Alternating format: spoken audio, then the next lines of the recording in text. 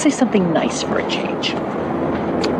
Okay, nice. You want nice? Look at her. She looks terrific. Allie, she's wearing the same coat that you are. Yeah, but mine's in a better color.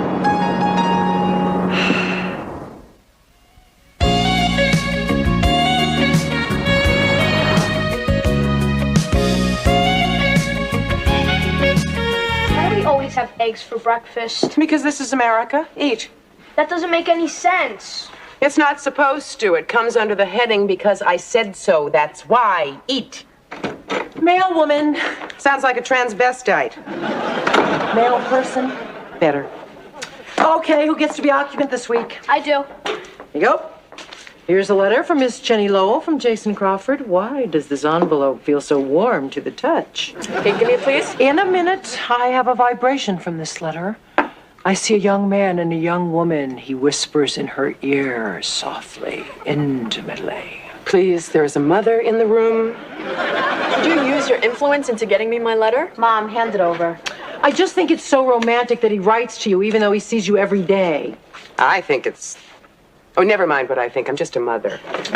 Here's one for you, Allie, forwarded from Connecticut. Really?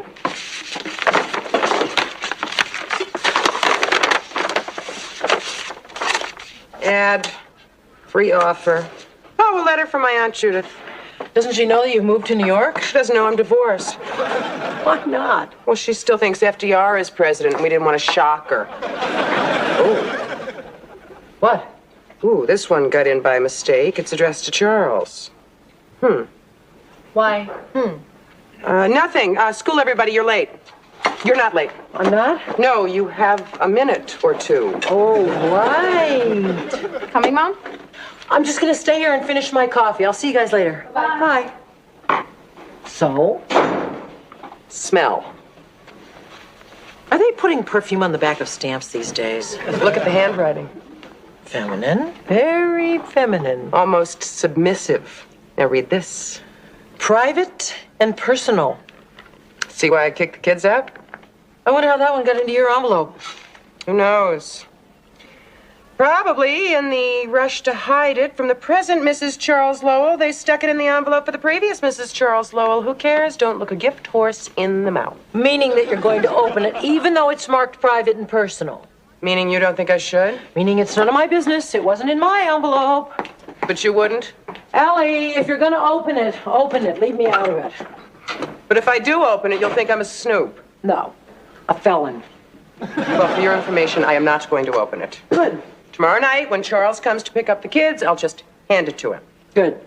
And hopefully the look on his face will tell me everything I need to know. Which is? Just how private and personal it really is.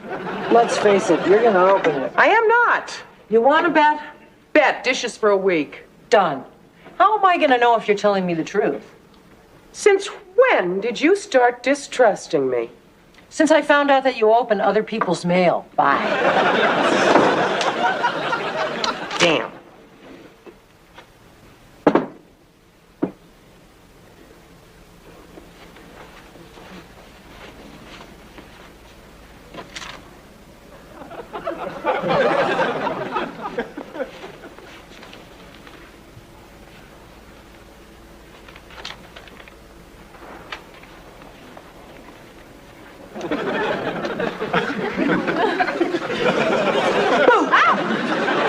I know what you're thinking, but you're wrong. There was a mosquito on the lampshade, and I was just trying to swat it. Besides, our bet covers opening the letter, not trying to read it, and I couldn't read it anyway. Damn.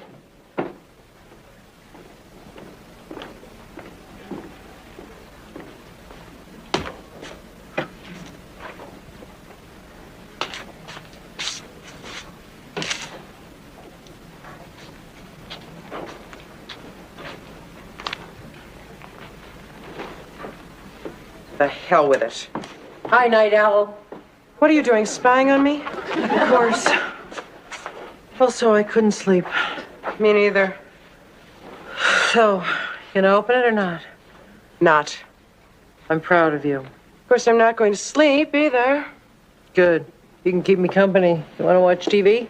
It's 2 a.m. Reruns City. Okay. Enjoy the treasury of best love semi-classic.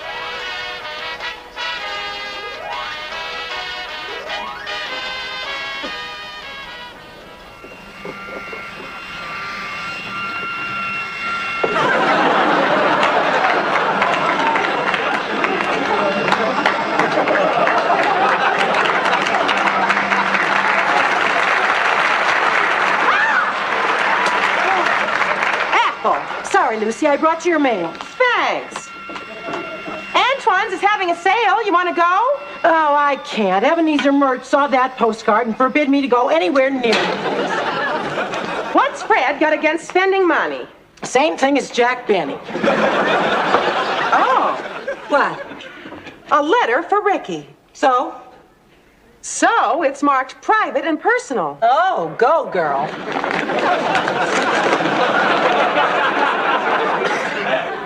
It's a script, and there's a letter attached to it. You want to up the volume for those of us on this side of your mouth? It's a script for a new movie. The producer wants to audition Ricky for the part of the lead. He'll be here at 2 this afternoon. I smell a Cuban rat. Why? Ricky asked me to run an errand at exactly 2 o'clock just so I wouldn't be here. Now, why would he do that? I have no idea. What does that mean? What does what mean? I said I have no idea. No, you didn't. You said, I have no idea. Oh, face it, Lucy, you've been known to horn in on one of Ricky's auditions before. Me? That's ridiculous. Oh, so you're not going to read the script? Why should I? To find out if there's a part in it for you, that's why. The thought never occurred to me. I'll bet. Ethel, go home. All right. Mind if I borrow the script for a while? Oh, no. This script is going right back in its envelope where it belongs. Case closed.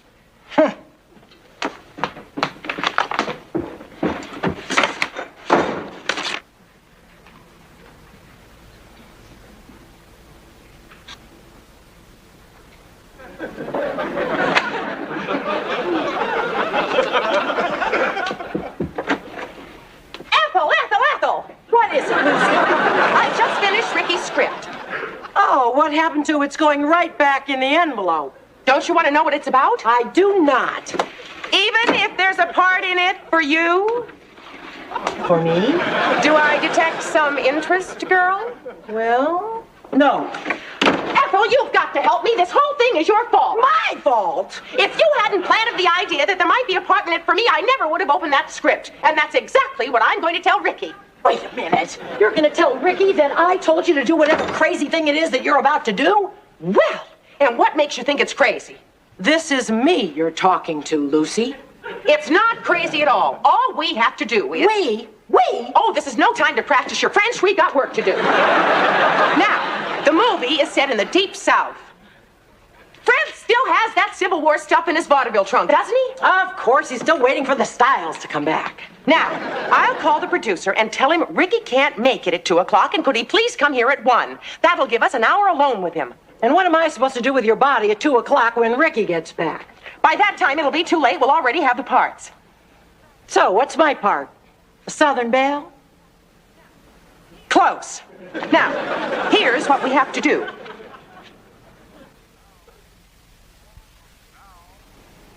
And now, more of Lucy. Ethel, where are you? I'm here, but I'm not coming out. Honestly. I don't want anyone to see me like this. Ethel, it's a Civil War picture, and your part is critical. Now get out here. The things I do for you. Now remember, when he gets here, you've been working for my family ever since my father, Captain Beauregard McGillicuddy, lost the plantation in a poker game on the Mississippi Riverboat. Got it? Got it. Oh, no, he's here. Get ready for your entrance.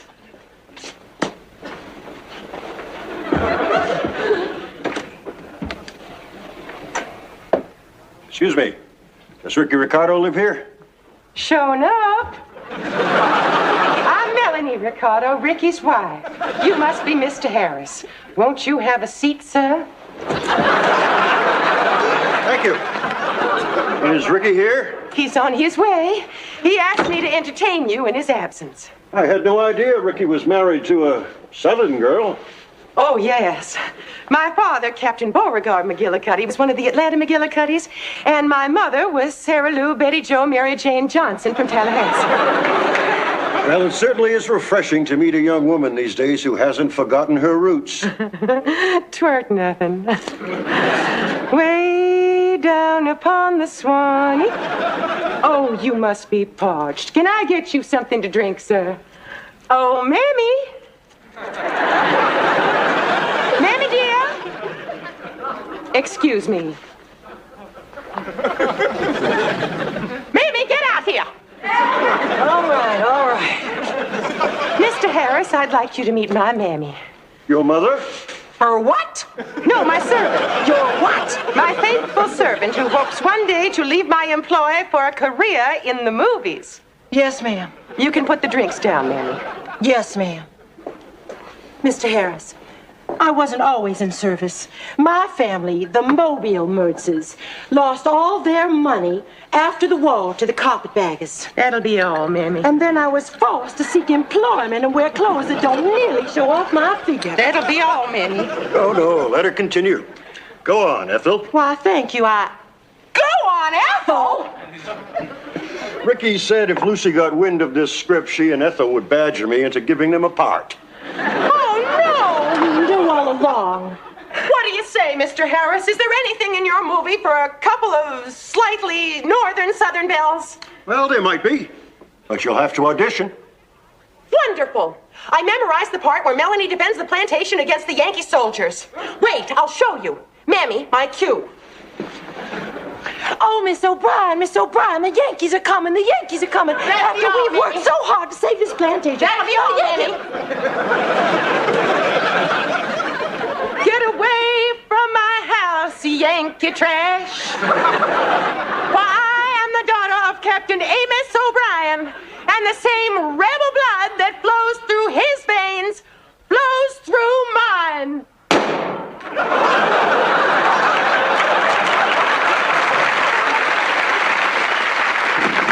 Oh my God, we've killed him. Now Ricky'll never get the part. What do you mean, we? I just work here. I don't know nothing about shooting, no.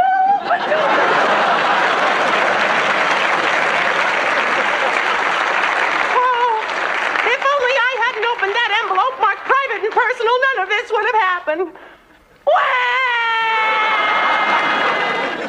All right, I won't open. Huh? I won't. Ellie, wake up. You're having a nightmare. Oh, thank goodness. I dreamt about opening a letter. You're kidding. Will you forget about that letter? I'm trying. Look, if it's bad news, you're going to feel guilty. If it's good news, you're going to be jealous. And if it's no news, you're going to feel stupid. I suppose you're right. Of course I'm right. Why don't you go to bed? Stay tuned for Not yet. Mary. I think I'll sit here for a while with Mary and sulk. Okay. Forget about the letter, will you? I'll try.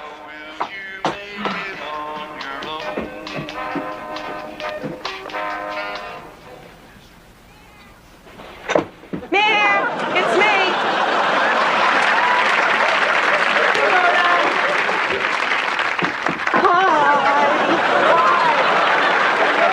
I brought you your mail. Oh, that's 3 times this week. Yeah, I bumped into John in the hall. John? The new mailman. Oh, what's he like? Single. What's the matter? You couldn't find anything to wear? No, I'm giving them to Goodwill. Mary, these clothes are brand new. I know. Mary, you are the nicest person. I try. Oh, a letter from Sue Ann Nivens. What does the happy home wrecker have to say? It's probably just an invitation to one of her show parties. Here's another one that was stuck to the back of it. Oh, it's for Lou Grant from Sue Ann Nivens. What's she trying to do, save a stamp? I was right. Her next show is a luau entitled My Thai Place or Yours. Cute. It gets cuter. Aloha, girls and boys. After Friday night's show, make suckling pigs of yourself at my luau. Don't be a poo-poo. Come. What's private and personal about a luau? Why? On her letter to Mr. Grant, she wrote private and personal, and she dotted the I over private with a little heart. Really? And it's perfumed. I know what you're thinking, Rhoda. You're thinking it too, huh? I am not thinking it. Then how did you know I was thinking it? Mr. Grant would never, although Sue Ann would, but not with Mr. Grant. That's as ridiculous as thinking that Murray would, although Ted might. Actually, I think that Gordy did. Open the letter. Open Mr. Grant's letter. Come on, Mir. I know you're dying to. I am not. I am not. Rhoda, go home. I've got to go shopping with Phyllis. Okay, as long as I can have the red and gray dress. Sure. I don't know if it'll fit you. I'm not going to wear it. I'm going to tack it up to the refrigerator to taunt myself. See you, kid.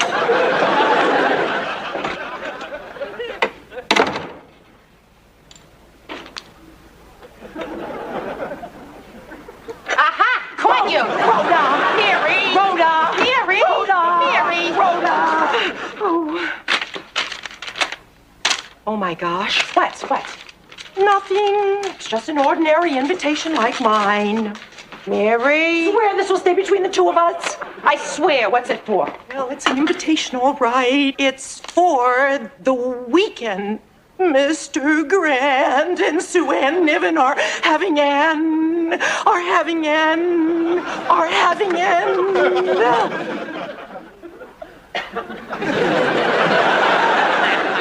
What do you know? Having an at WJM. Oh, my God. What am I going to do? Why? Were you invited to that too? Mr. Grant, couldn't you have talked to me? I don't think talk was what he had in mind. I've got to give him a call. Why? Because he'll need someone to confide in. Mary, do not pick up that phone. Why? First of all, it's none of your business. Secondly, you opened the letter and you're not even his mother. Rhoda, I owe it to him. I'm more than his associate producer. I'm his friend.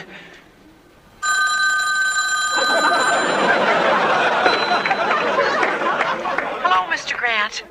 Mary? Mary, is that you? Oh, Mr. Grant. Try to control yourself, Mary. Mr. Grant, I know about you and Sue Ann, and I want you to know that I understand. You understand what? I read her letter to you. I just want you to know if there's ever anything I can do, you can count on me. Well, there's one thing, Mary. What's that, Mr. Grant? You can clean out your desk. Goodbye, Mr. Grant. So? I'm no longer WJM's associate producer. He fired you? Yes, if only I hadn't read that letter marked private and personal, none of this would have ever happened. I won't open it. I promise, never. What? I won't. Hallie, wake up. You're having another nightmare. What? Oh, Mary. Mary? I mean, Ethel. Try Kate. What? Oh, thank goodness, it was a dream.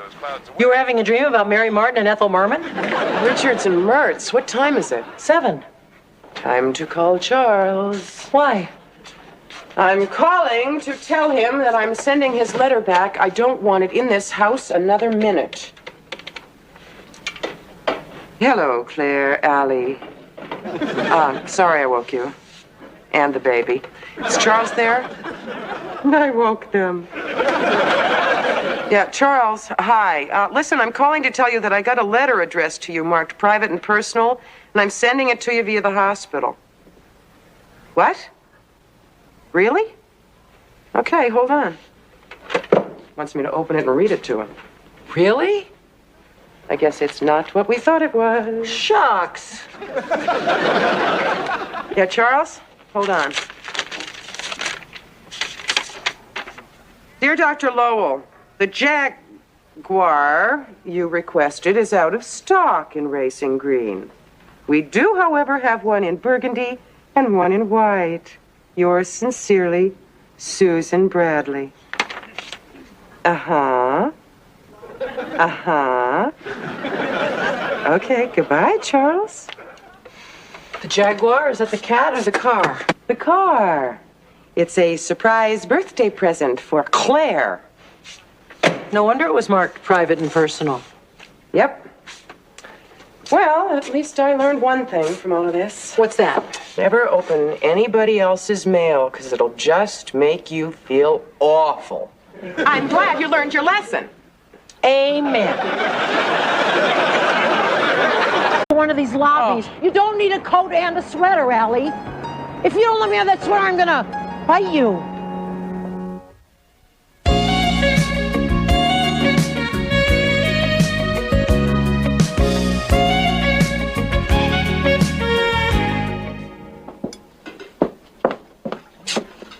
doing? Pouring coffee. For whom? For me. Forget it.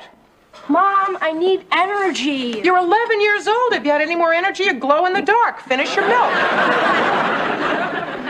Good morning. Now there is someone who could use a cup of coffee. Preferably industrial strength. How late did you stay at the office last night? Please, I don't even want to talk about work. You think you'll still feel that way on Thursday? Why? What's Thursday? We're supposed to invite women with interesting careers to come in and talk to the class, and I sort of already volunteered you. Do I have to write a speech? Yeah, something about the glamour and excitement of being a travel agent. That's going to be a short speech. Don't complain. In case you hadn't noticed, nobody asked me to come and talk about my exciting career in the movie industry.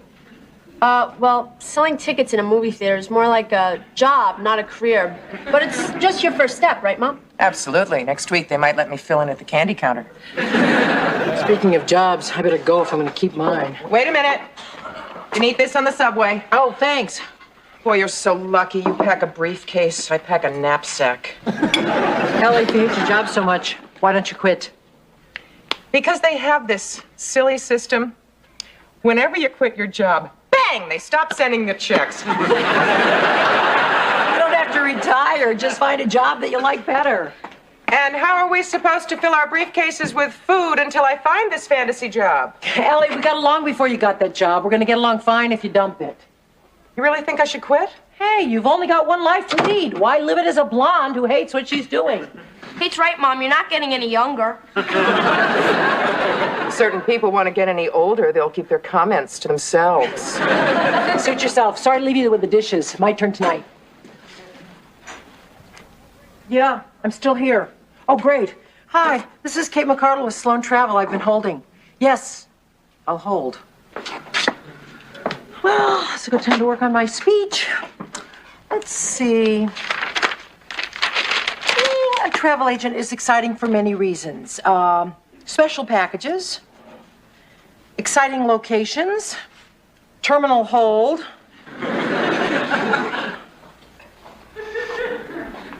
Allie, what happened? What's that smell? Smoke. You were smoking? I was burning. What? The popcorn machine short-circuited and started a fire. Oh, my God. Was anyone hurt? No, but my coat sustained minor injuries. It was hanging in the back where we keep the unpopped popcorn. All 500 pounds of it. Do you have any idea what happens to 500 pounds of popcorn in a fire? What? It pops. And pops and pops and pops and pops and pops. Pops. It was like being trapped inside a giant Alka-Seltzer.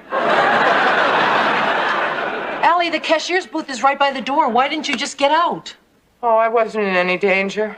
The fire was under control until the liquid butter ignited, and you know how plastic burns. The theater. What? Gone.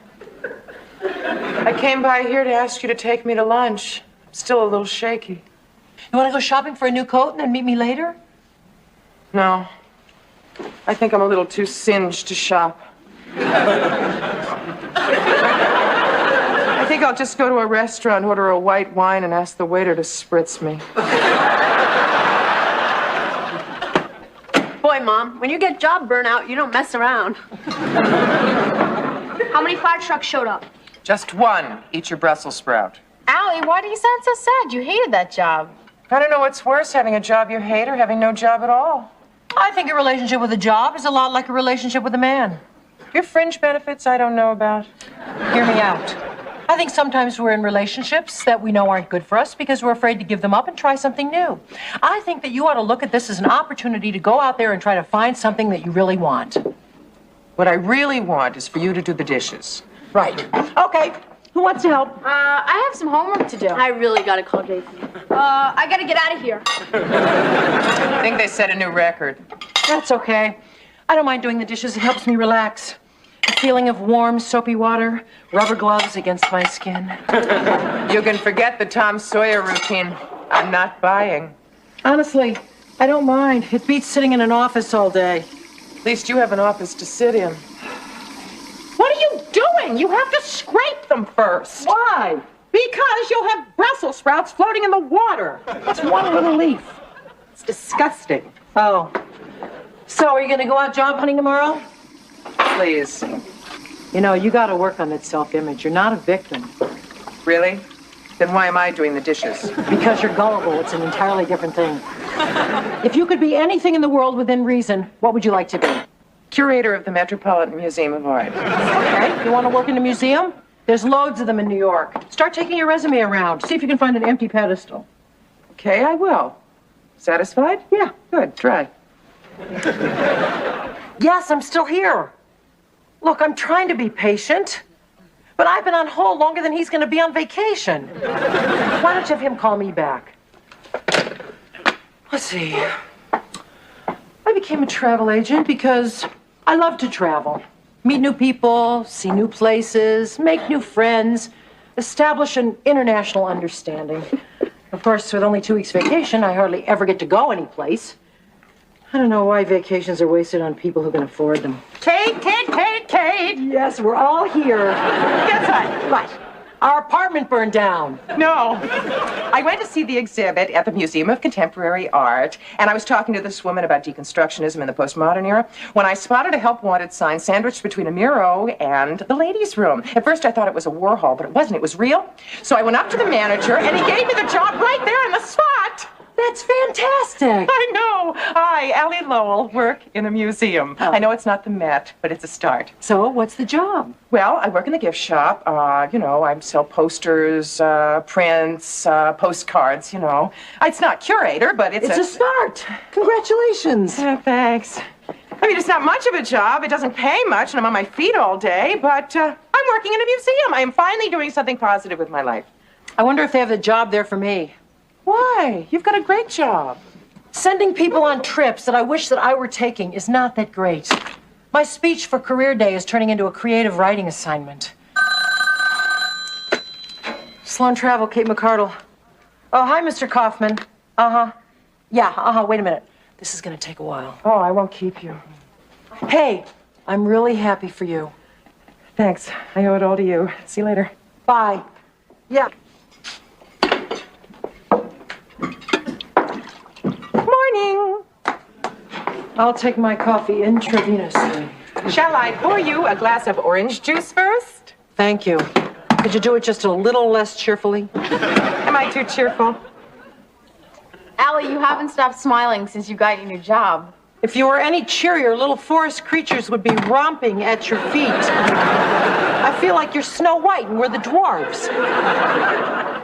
I know who's grumpy. I'm not grumpy. I'm sleepy. You think you'll be awake by American Studies? It's at 2 o'clock. Yep, my speech is all ready. Yeah? How is it? Very exciting. Not very factual, but very exciting. Perfect. Okay, guys, Snow White's out of here. Why? It's only 7:30. I know, but I want to reorganize the shop, and I want to finish the cubists before we close. The day goes by so quickly. Before you know it, it's 5 o'clock. I always know when it's 5 o'clock. Unfortunately, the clock says 3:30. Have a nice day. Don't take any poison apples. Okay. Now I'm going to sit with you, class, and enjoy Women's Career Day. Thank you to our guests for being with us, and we'll start with Judge Harper. Thank you. Hi. Kate McCardle and his mom. Alan Gentile, thanks for joining us. I hope you don't mind going last. The judge is on a recess. Miss Warren and Miss Knott have meetings, and Dr. Mitchell is on call this afternoon. No, there's nothing pressing at my office. Think of me as on hold. I found this very rewarding, but also frustrating. And I guess to sum it all up, as a judge, I feel I have a real effect on the community. To me, a career isn't about making money. It's about making a difference. Wow, that's amazing. Thank you. Sorry, I have to run. Thank you, Judge. And now, Miss Warren, who runs the New York City Adult Education Program. Wow. It's really been a pleasure being here with you. And I brought you these folders to bring to your parents because we believe that education and growth never stops at any age. If there's one thought I'd leave you with, it's that I started my own consulting firm because I just wasn't fulfilling my potential working for someone else. They're really amazing, aren't they? Yeah, very impressive. What do you do? I'm a psychoanalyst. It took years of studying and a great deal of sacrifice. But I find each time I can help someone improve their life, it's been worth it. Thank you, Doctor. I'm sorry, I have to run. There won't be any time for questions. And our next speaker is Emma McArdle's mother, Kate, who's a travel agent.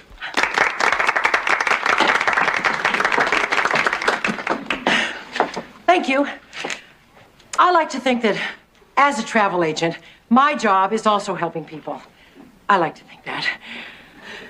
I also like to think that I help American industry by sending tired executives to places where they can relax and come back to the workplace refreshed and full of a new vigor. I like to think that I'm a little cog in a big machine. A very little cog. Not like a judge where you help the community directly, or a doctor where you save lives, or a psychoanalyst where you analyze psychos. I'm more like a tired little cog, slugging it out day after day, booking airlines and plane reservations and car rentals for other people who really matter, like these women who spoke to you here today.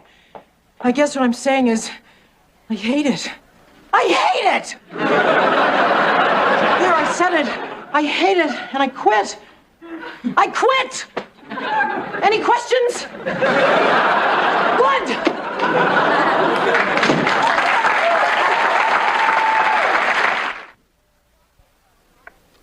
Walter, Kevin, you want to buy it? Nah, I never buy property in bad neighborhoods. Hi. Hi, where have you guys been? Oh, we had a yearbook meeting after school. Has Mom been home yet? No, she probably had to work late. I wouldn't count on it. Why? How was Women's Career Day? Well, you know that scene in Coal Miner's Daughter where Sissy Spacek has a nervous breakdown right on stage? Kate had a nervous breakdown? More of a midlife crisis. She said she hated her job and she was going to quit. Hi. Hi. I guess you heard. Emma, I am so sorry that I embarrassed you in front of your class. I don't know what came over me. I've just been feeling sort of stressed out lately, and then all those women had such exciting careers. And Allie's been loving her job lately. I don't know, it all just came to a head. Mom, it's okay. You didn't embarrass me. You definitely got the biggest round of applause. Yeah, you're practically a folk hero. It takes a lot of guts to quit your job. Oh, now I feel worse. Why? I didn't quit. When I finally got to work, I lost my nerve. Oh. Mom, it's okay. No, it's not. What are you going to tell all your friends at school? Just say that you never saw that woman before in your life. That's what I say to my friends. Chip, I think we've played long enough. Why don't you go upstairs and fiddle with your computer? Oh, I want to hear more about Kate's nervous breakdown. Okay, but hands off my hotels. I'm a mother. Mothers don't cheat. No, but they screw up once in a while. I wanted to quit, but I just thought it was sort of crazy to leave without having another job lined up. Mom, it's all right. I understand. Thanks, Em. Look, I'm just going to go upstairs to my room and lie down. Don't get alarmed if you hear the sound of a struggle. It's just me wrestling with my conscience. What about dinner? I'll have it for breakfast. Don't look at me like I just flew over the cuckoo's nest. I'll be fine.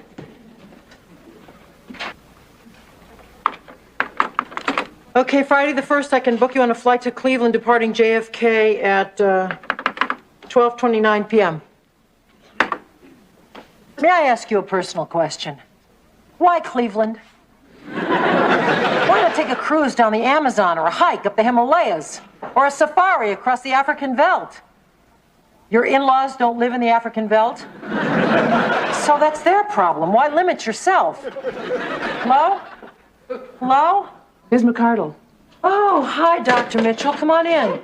I really enjoyed your talk yesterday. Oh, thanks. I'm sorry I couldn't stay and hear yours, but duty called. Oh, just as well. You've probably heard it all before. So let's see. You wanted to get away the last 2 weeks of next month? You might say I am losing patience with my patients. Oh. Gee, I've sent people on vacations to get away from their own problems, but never anyone else's. Well, we all need to get away sometime, right? Tell me about it. How about Mexico? No, I've already been to Mexico. I meant for me. Oh, I'm sorry. I've been so distracted lately. No problem. I hear ex-tapa is nice. Actually, distracted isn't even really the word. It's more like dissatisfied. Oh, well, very few people are completely satisfied with their lives anyway. I know how they feel. I mean, there are some days when I would rather take a nap on a runway than book another airline or arrange to have another basket of waxy fruit delivered to somebody's hotel room. You know, I don't really have to plan this trip today. Why don't you just give me some brochures and I could take them home and think it over? Oh, I'm sorry. I didn't mean to ramble on like that. Here, I've got tons of brochures on Ixtapa right here. Oh, it's lovely. Yeah. You enjoy sunbathing? I could make a career out of it. Me too. I think a career is more than just a job that you don't despise, don't you? Well, I mean, there's nothing wrong with being a travel agent. I used to like it, but I don't know. You know, I'll be turning 40 next year, and I don't know, you start to look at your life. You know, have I done anything with my life? Where am I going? Where have I been? Was where I was worth going to?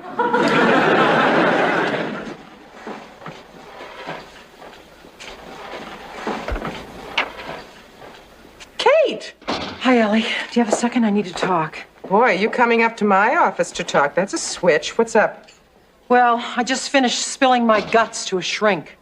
You went to a shrink? Well, no. Actually, she came to me. She needed travel advice, and I needed some help sorting things out. What was on your guts to spill? My career frustration stems from the high expectations that I established for myself as a child, plus the competitiveness that I felt with my brothers. And the fact that you have a job you hate. That, too.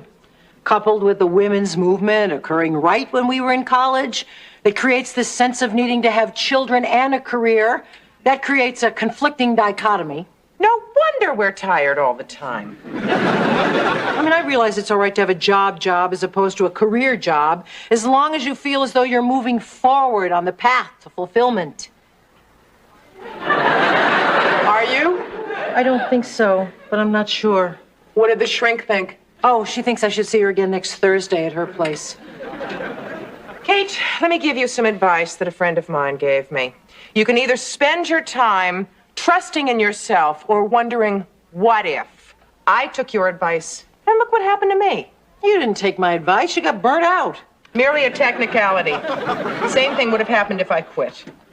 Quitting is so scary. I'll be an ex-travel agent, an ex-wife. I'll be Madam X. What do you want to do? When I grow up? When and if? I want to do something challenging, something creative.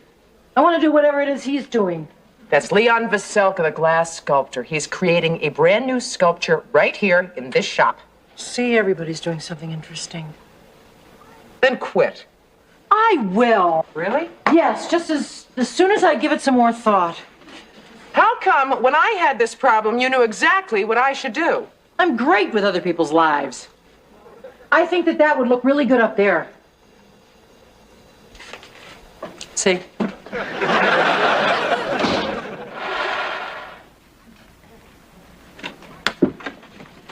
Hi, kids. What's wrong with this picture?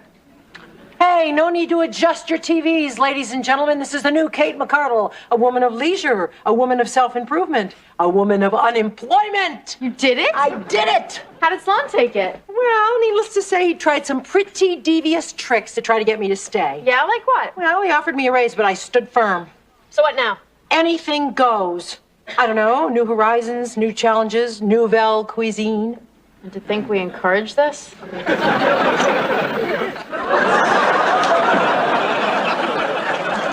Allie? Mom, what happened? The glass blower? Oh, my God, not another fire. No fire. Flood. Your acetylene torch set off the sprinkler system. Oh, Thomas, or that girl. I wanted to be Gracie Slick of the Jefferson Airplane. Ever wonder why we became friends? try not to think about it.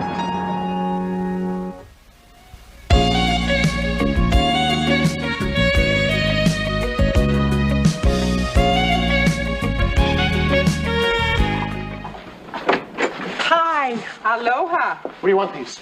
Anywhere. This is my roommate, Allie. This is my cab driver, Dennis. You know, they have vitamin C in pills now.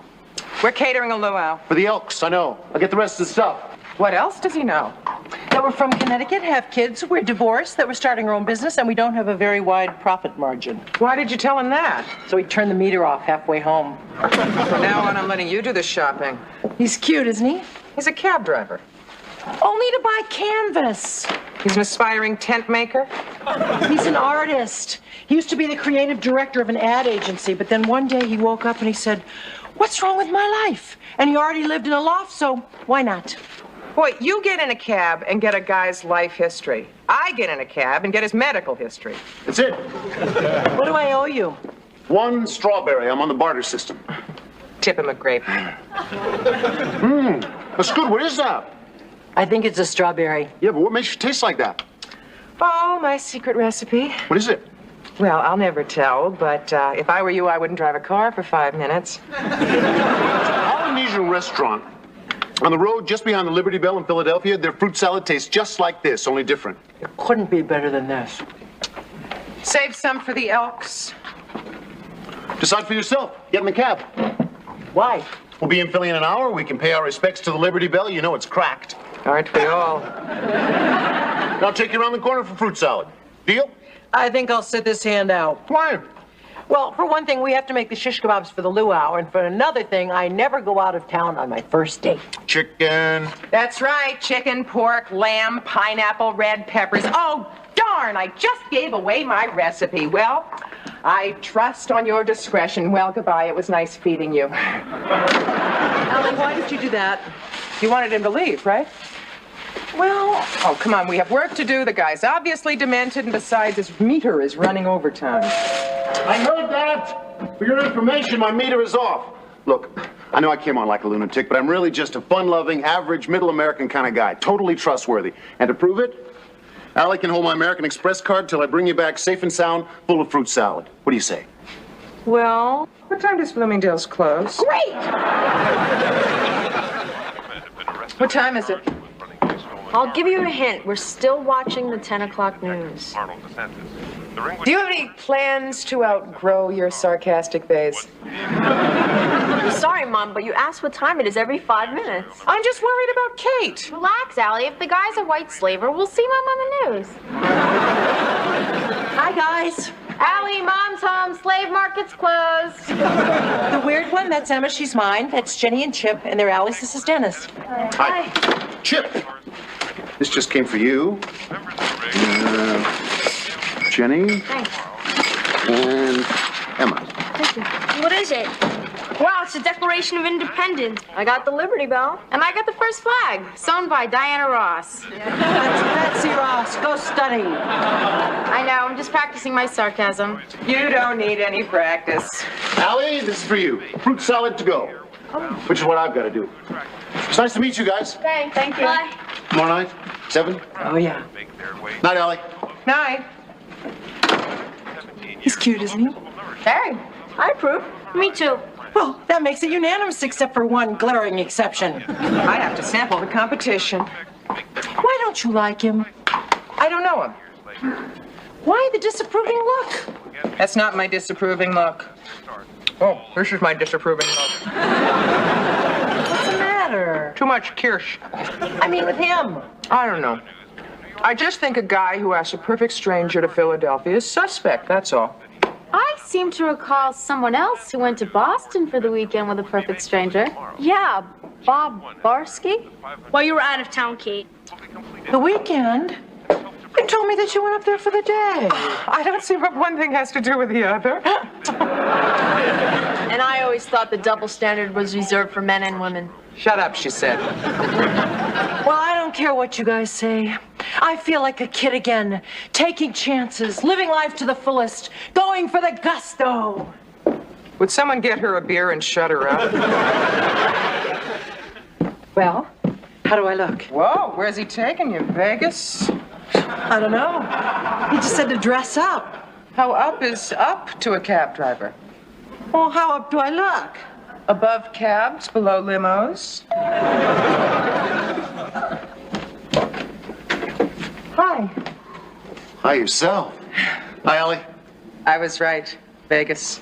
You know, Allie and I have to work early in the morning. Trust me, you'll be home whenever you want to be. Where are we going?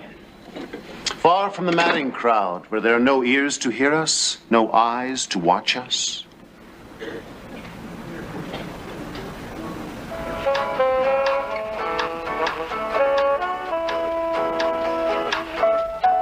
Told you you'd be home whenever you wanted to be. Home. Where's that? Hey, have you ever been to Brazil? No. You want to go? Sure, as long as we can come back via Corfu. It's not on the way back. Nitpicker. I'm serious. Let's go to Brazil. I've still got my American Express card, thanks to Allie. All you need is a passport and a bikini, not necessarily in that order. Oh, Dennis, you're crazy. Yes, I'm crazy. So are you. You went to Philadelphia with me, and now here we are, dancing next to the garbage, pretending your family isn't watching us. What?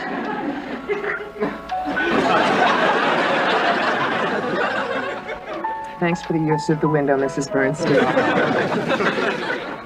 Besides, what's wrong with crazy? Crazy is great. Let's drink to crazy. Any excuse for champagne is good enough for me. A toast to my patron saint. Who's that? Peter Pan. The guy who never grew up, right? What's so great about growing up? Lots of people seem to like it. Lots of people are wrong growing up. That's just another way of saying settling down. Examine the phrase, please. Settling, accepting less than you want. Down, that's a synonym for depressed. Settling down means accepting depression. Let's drink to living it up. To walking on the beach at Rio. To sipping Campari at the Via Veneto. To haggling over prices at Portobello Road. Suddenly you're making me very nervous. That's a start.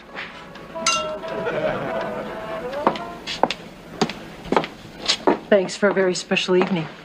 You're welcome. Tomorrow? Tomorrow? I think it is tomorrow. Dinner? I'll cook. You'll have to. Good night. Good night.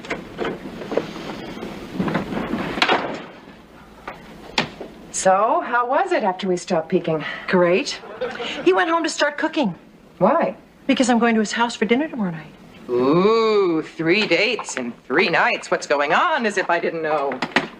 Well, he's immature. He's a complete dreamer.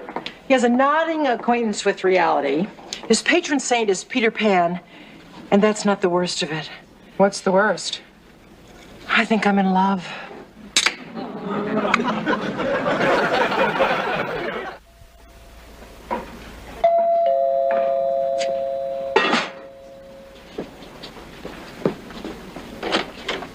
For you. For you? That is good. What is it? Argentinian beef stew. Where'd you learn to make that? Argentina. Wow. Been everywhere, haven't you? Nope, just Argentina. Started with the A's and I'm working my way down the alphabet, which is why I want to go to Brazil. Dennis, you're crazy. And then Caracas, Denmark, Ethiopia, Fort Lee. Fort Lee? New Jersey? Yeah, my mom lives there. You want some wine? Please. I love your loft. Thank you. Are these your paintings? Uh-huh. I like them. They look unfinished. Working on them. All of them? I rotate them. Today I worked on that one. Don't touch, it's wet. Isn't that frustrating? Well, maybe, but if you touch it, you get paint all over your hands. It's stopping right in the middle of a painting. Nah, keeps me fresh. To Peter Pan and Tinkerbell. Wendy. Why not Tinkerbell? Because Tinkerbell lived in Never Never Land. Wendy just visited. And you're just visiting? I don't really know what I'm doing.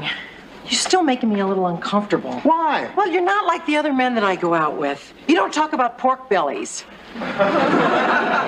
You date a lot of farmers? I date a lot of businessmen. That's when I date, which is not a lot. I'm glad. As a matter of fact, I'd be even gladder if you didn't date anyone but me from now on. You're making me nervous again. Good. Be right back. Yeah? Dennis, it's Jerry. Come on up. It's my friend Jerry. I wanted him to see you. Look, when he gets here, could you pretend that you're nuts about me? That is, if it is a pretense. Will you get the door?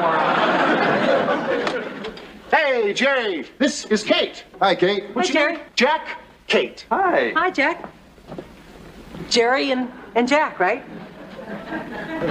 Kate, can I talk to you for just a second? Sure, excuse me. It's nice meeting you. I'll see you, Dennis. Hey, give my love to Marie. Righto. Did two men just come in here and take out your couch? You noticed.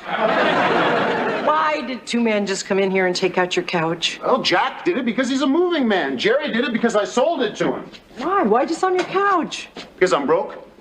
You are? Flat. Then why have you been whining and dining me like you're made of money?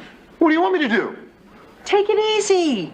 Buy me a beer instead of champagne. Take me to the movies instead of Brazil. You poor thing. Me? Yeah, I may be broke, but you're poor in spirit. You keep wanting to play it safe, to go down the block instead of around the world, to say I like you, but not I love you, or maybe even I might love you. Kate, life's a party. Don't stand in the corner watching it. Come to the party with me. I thought I was.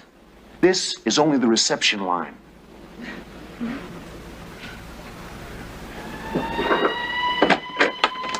Hi, Allie. Turn off the television. We have to talk. I figured as much. Well, are we in love? We're in something, but I'll be damned if I know what it is. List the symptoms. Shortness of breath, slight dizzy feeling, complete confusion. Could be love. Could also be food poisoning. What do you serve for dinner? Argentinian stew, which he learned to make in Argentina. Why do I get the feeling that this is no ordinary cab driver? No, he's not an ordinary anything. He left a $100,000 a year job to paint. He's completely broke, and he doesn't seem to mind. I've never met anybody like him. Actually, you married somebody like him. You mean Max? Unless you have another ex-husband I don't know about. No, Dennis isn't anything like Max. Max was irresponsible. Dennis is... Yes? He's irrepressible. He's a free spirit. I'm telling you, Allie, he's opened up my eyes to the possibilities of life. We shouldn't be catering a luau. We should be at one. Somebody's got to cook, Kate. That reminds me, I invited him to dinner here tomorrow night. And guess who gets to cater it?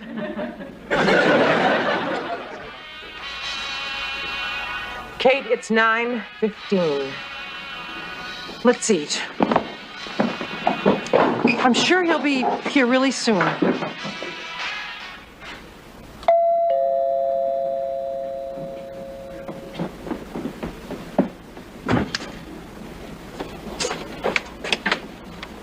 are you? What happened to you? Probably the greatest thing in my life. That's what, oh, Kate, I wish you had been there. I wish you'd been here. I kind of missed dinner, didn't I? Kind of. I'm really sorry, but wait till you hear what happened to me. Can I have a cup of coffee? Okay. Allie, I'm sorry about dinner. These are for you. Oh, thanks. I apologize. I feel awful about it.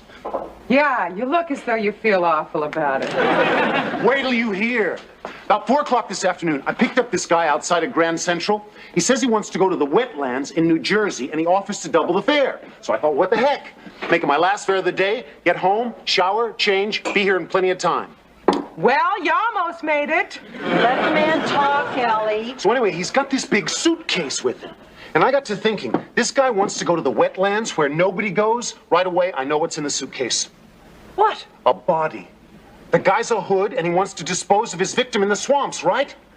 Right. Wrong. There's a big telescope in the suitcase. He's a professor of ornithology. He wants to go to the wetlands because there's this rare kind of red-crested pheasant that swarms there in that one spot once every 10 years to breed.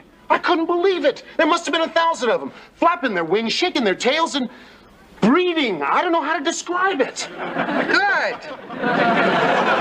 Why did he call? Well, they don't have any telephones in the wetlands. All they have are... Happy birds. Right. Can I use the John? Sure. Upstairs, second door on the left.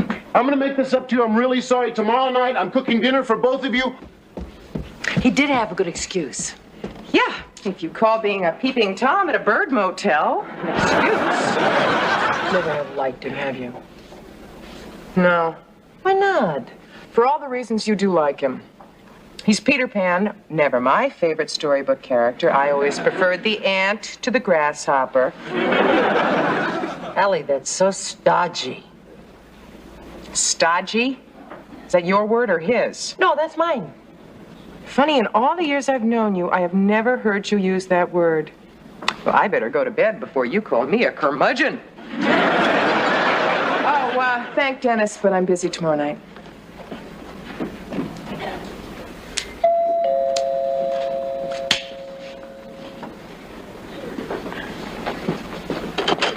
For you.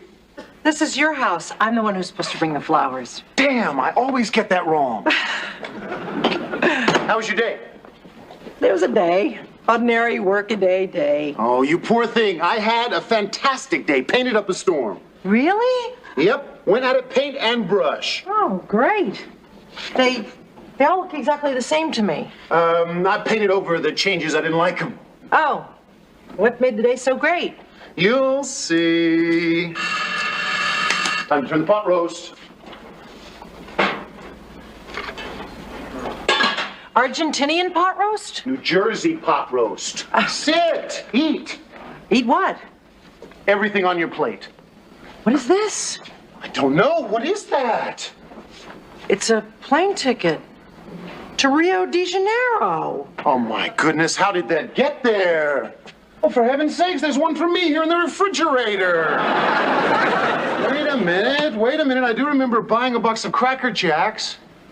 Dennis, are you serious? Oh, yeah, I really like Cracker Jacks. You bought us tickets to Rio? Not me, American Express. What are you going to do when the bill gets there? Finish my paintings and sell them? To Rio. You haven't even worked on them. Even the brushes are stiff. I'm sorry I snooped. That's okay. I'm experiencing a temporary block. Oh, how temporary? 6 months. Here's to breaking the block. You're not going to get hung up about it, are you? No. Yes. Why haven't you been painting? Why would you spend money on tickets you can't afford, and why you lie to me? No, I didn't lie to you. I just didn't tell you the truth. And, well, I just wanted to give it a little more time before I divulge this one infinitesimal flaw in my otherwise perfect character. And I'm not painting because I don't know if I'm any good. And going to Rio is not running away. Any more questions? Why isn't going to Rio running away? It's not a question, that's a condemnation. No, it's a question. No, it assumes that work is all there is. Kate, each day is a pearl. You've got to polish that pearl to bring out its luster and not worry about the next one. Live one pearl at a time. Ah, but then life could be a necklace. And if you spend too much time just working on one pearl, you'll never get to work on the clasp, and the whole thing could fall apart. Okay, forget the pearls. Life is like a salad. You've got to keep putting all of these wonderful things into it. If you put in too many wonderful things, you're not going to taste anything. Why don't we just knock off the metaphors? Dennis, you're like a grasshopper. That's a simile, not a metaphor. A wonderful, quirky, fabulous grasshopper. I'll buy that, whatever the figure of speech. But I'm an ant. Hey, I'm an uncle. An ordinary, workaday, level-headed ant. Sounds dull. Not to me. I think there's a lot of dignity in raising a kid and trying to get a new business off the ground. I would never ask you to give up your business. Someone's got to work. I guess what I'm trying to say is that... You don't want to go to Brazil with me? For starters. Ah. Dinner's ready. Have you got time to eat before you rush back to the anthill? You know how us ants like to eat. Hey, what? I'll just put these in the freezer. They'll keep.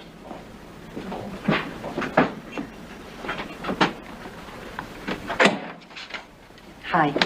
Hi.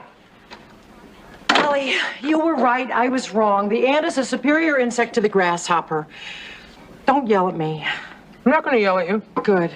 I'm not even going to say I told you so. Good. How was your Argentinian pot roast? From New Jersey. Allie, do you like that painting? Yeah. Don't you think it would look better upstairs? Why? Well, Well, we could use something in the hall or maybe in your bedroom.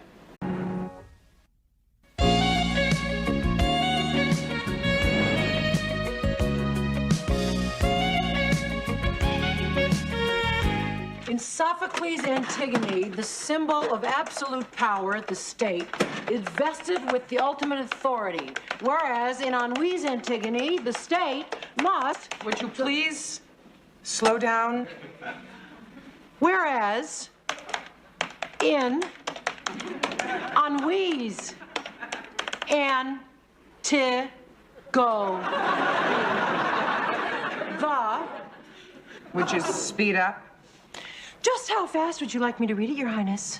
Like a normal person who isn't on fire. You can't read this junk like a normal person. This junk is a dissertation written by a kid who was rich enough to pay us to type it for him. Try 45 RPM.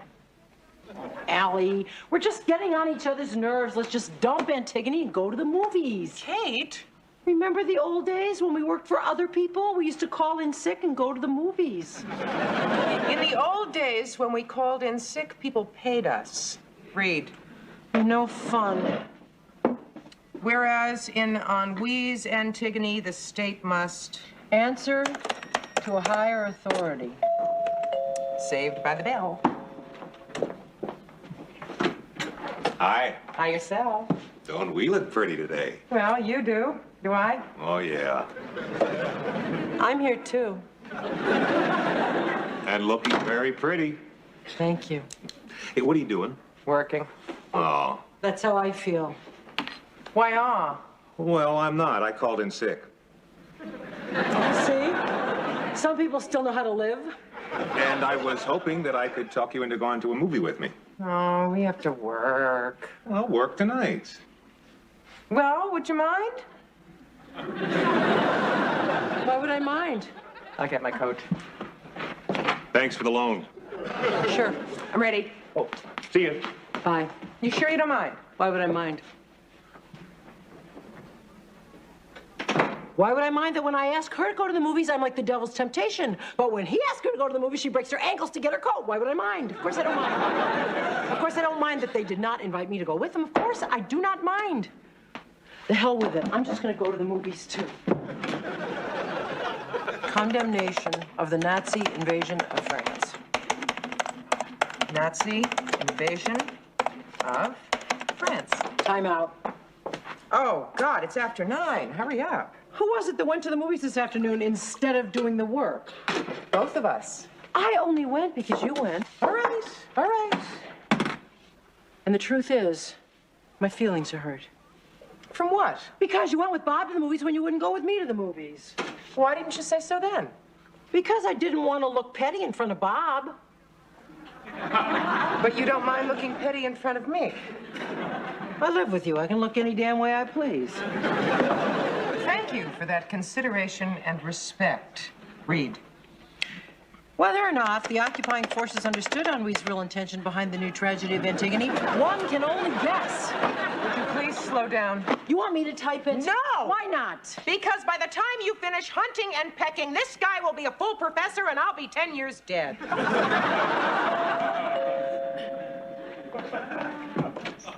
Hi. Hi. You guys finished? I'd like to borrow your partner again. What for? A hot fudge sundae or espresso, your choice. Oh, I'd love a hot fudge sundae. Why didn't you go get one? Because I'm working. Oh, that never stopped you before. Well, it's stopping me now. Don't do me any favors.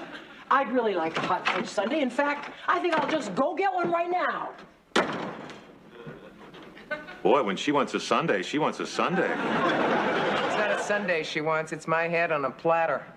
What's going on here? I don't know. Lately, Kate has been such a pill. The other day I was doing laundry.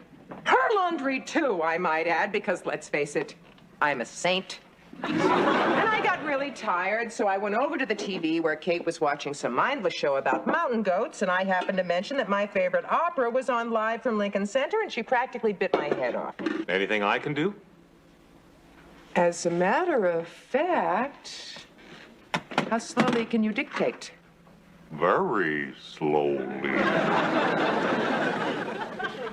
Then she accused me of interfering between her and Jenny, but she's the one that asked for my advice. I don't know what's gotten into Allie. Wow.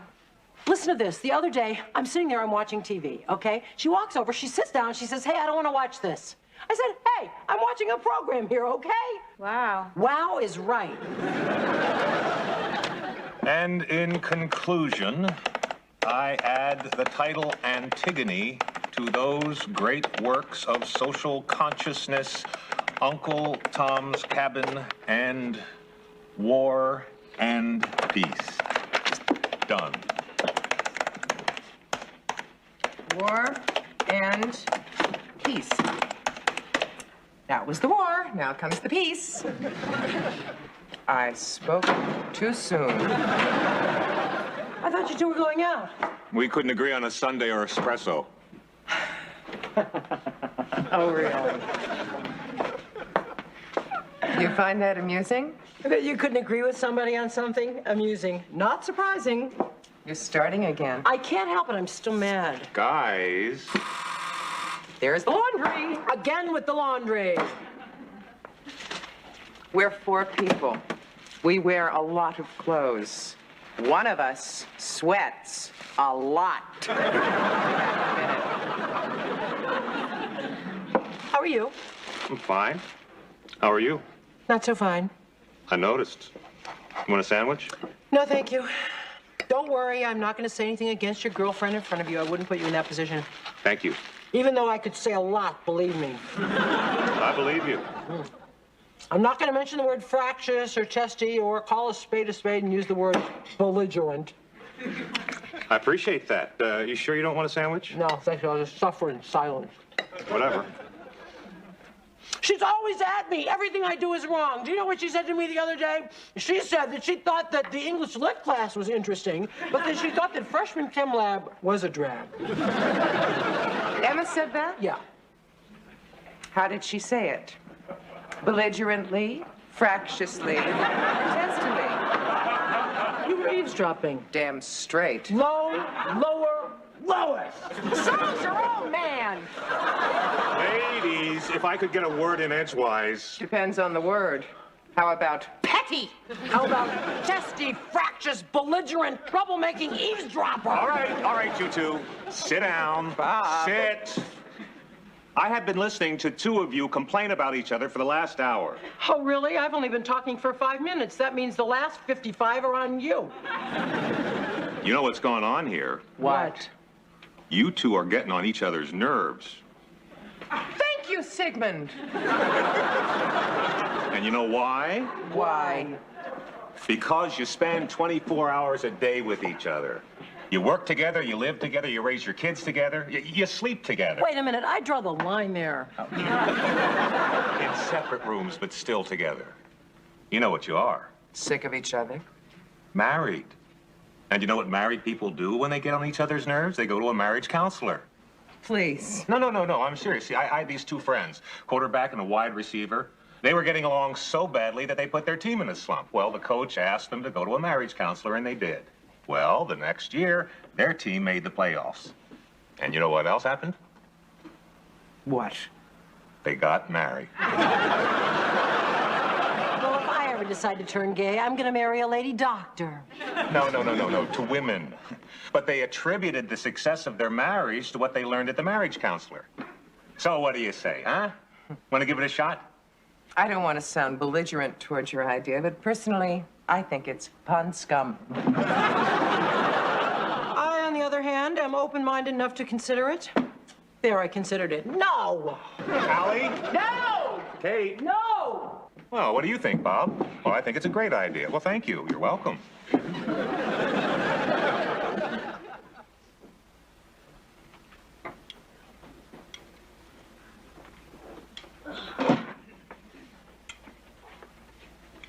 Something wrong? No. Nothing. Then why isn't anybody talking? There's nothing to say. Then why isn't Chip? Cool it. Great pot roast, Mom. Yeah, right, Kate? Yeah, great. If you mean it, thank you. Why wouldn't I mean it? I've always said that you're a great cook. Lately, you haven't said anything nice. Well, it's hard to say something nice when someone's always yelling at you. Could you pass me some more of those great mashed potatoes? Thank you again. Now you say something nice to Kate, Mom. She doesn't have to. I don't mind. When my mother called, it was very nice of you to talk to her so I didn't have to. Thank you. You're always very nice to my mother. Why are we fighting? I don't know. Let's just stop, okay? Yes. The next time that you yell at me, I'm just going to ignore it like it didn't happen. And the next time you snipe at me, I'll take it as a joke, which I'm sure it was intended. But I don't snipe. All right, I snipe. This is true. Just add it to the list. Belligerent, testy, snipe. Allie, you're starting again. Right. My fault again. Funny how it always works out that way. All I said is that I don't snipe. You do snipe. You're the Rambo of snipe. You are the belle of belligerence. Here we are fighting again. I can't take any more of it. If anybody wants me, I'm going to be at the door, okay?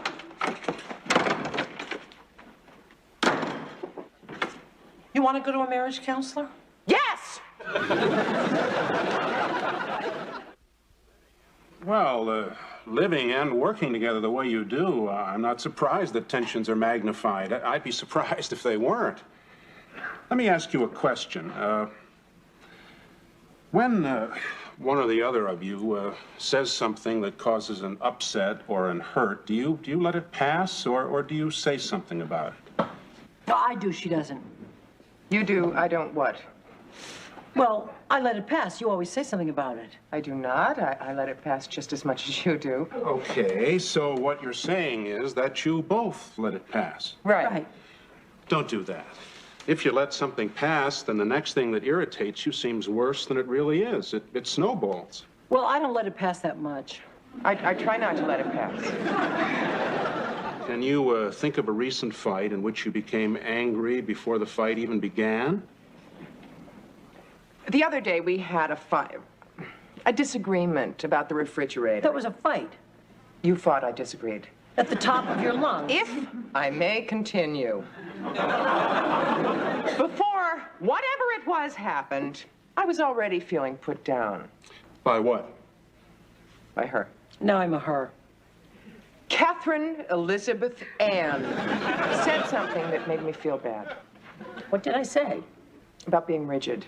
I didn't say anything at the time, but really hurt my feelings. I didn't say you were rigid. You implied it. But I didn't say it. Ladies, look, I'm sorry. I didn't mean to cause a confrontation. I'll tell you what. There is a technique that we sometimes use to get a fuller picture of what's going on. I think that's probably the safest way to start. I want each of you to take a pad. And whenever the other one does anything whatsoever that makes you feel angry or put down, you just write it down. Okay? Okay with me. And me. You wouldn't happen to have a gross of pens lying around, would you? And she says she doesn't snipe.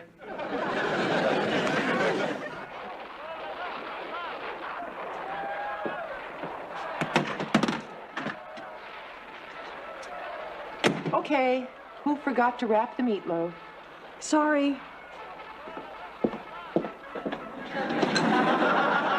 I said I was sorry.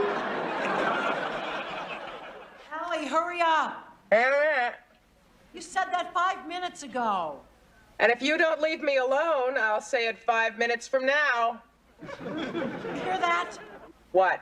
It's the sound of a pen scratching on paper. Allie, the only reason I bought the sweater is because you said you did not want it. I didn't say I didn't want it. I said I wasn't sure. Then you said you didn't want it. I said I wasn't sure.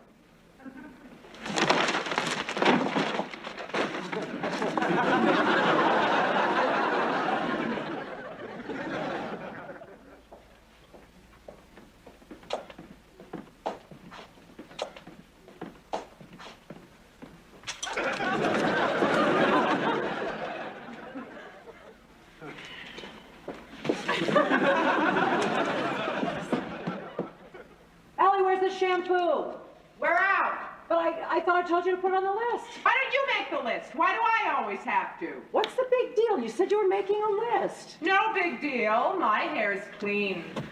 Thanks for nothing. You're starting again. I'm starting? I'm starting? That's what I said. You're starting. That's it. That's it. If you guys want me, I will be at the dorm. Gee, some people. Mom, can we talk? About what? The Third World War. Seriously. I am serious. That's what it feels like around here. I know, I'm sorry. Kate and I just aren't getting along. It's this living together and working together. But it never used to be like that. I know, I'm sorry. Kate's edgy, and I don't know why. I have a theory. She told me I agree with her, the part I understood. What is it? Well, remember before Emma went to Columbia when I thought she was going to UCLA? Remember how often we used to fight? Uh-huh.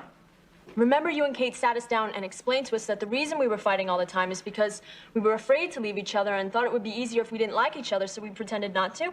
That's the part I didn't understand. Uh-huh. But it was a lie, and the more we fought, the more we proved how much we really wanted to stay together. Uh-huh. That's what I think's going on between you and Kate. But, Kate and I aren't separated. But you might. Because of all this fighting? No, I mean if you marry Bob. Marry Bob? Whatever gave you that idea? Seeing you two together.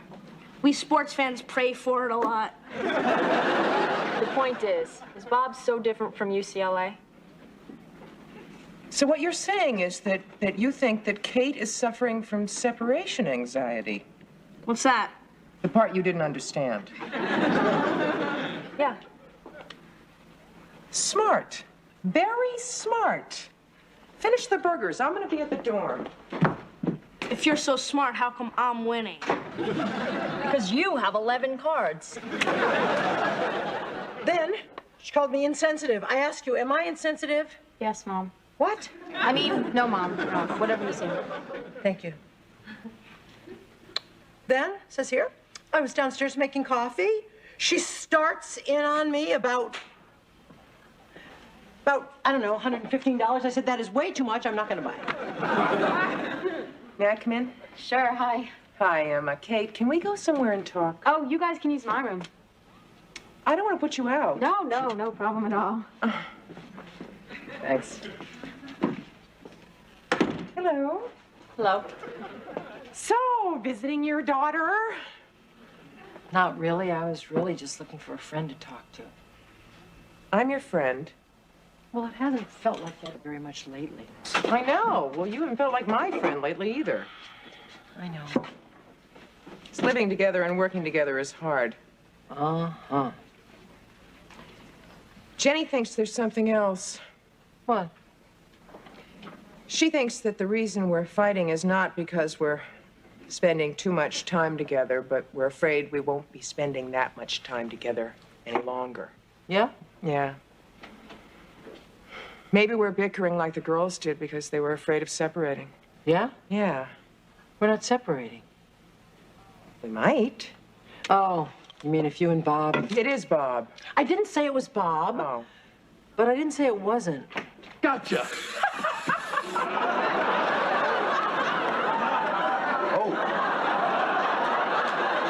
Brian.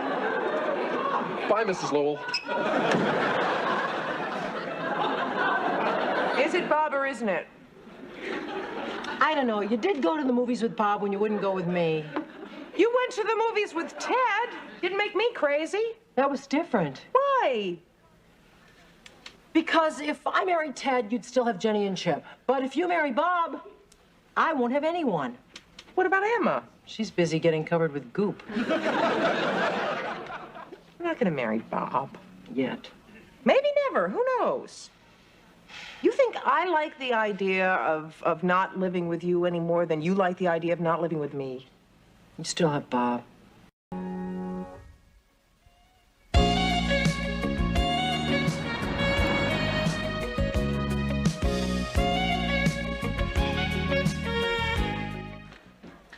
Delivery girl at your service. Go. Try and get Mr. Geyer to pay by cash. Well, his check's good, isn't it? Yeah, but I'm not sure the check we sent Nancy for the rent is. Life in the fast lane. Allie, there are 2 men up on the sidewalk staring down at our door. So? So I don't like the looks of them. Let me see. What do you think? I don't know. All I see are a pair of knees standing up there. Wait a minute.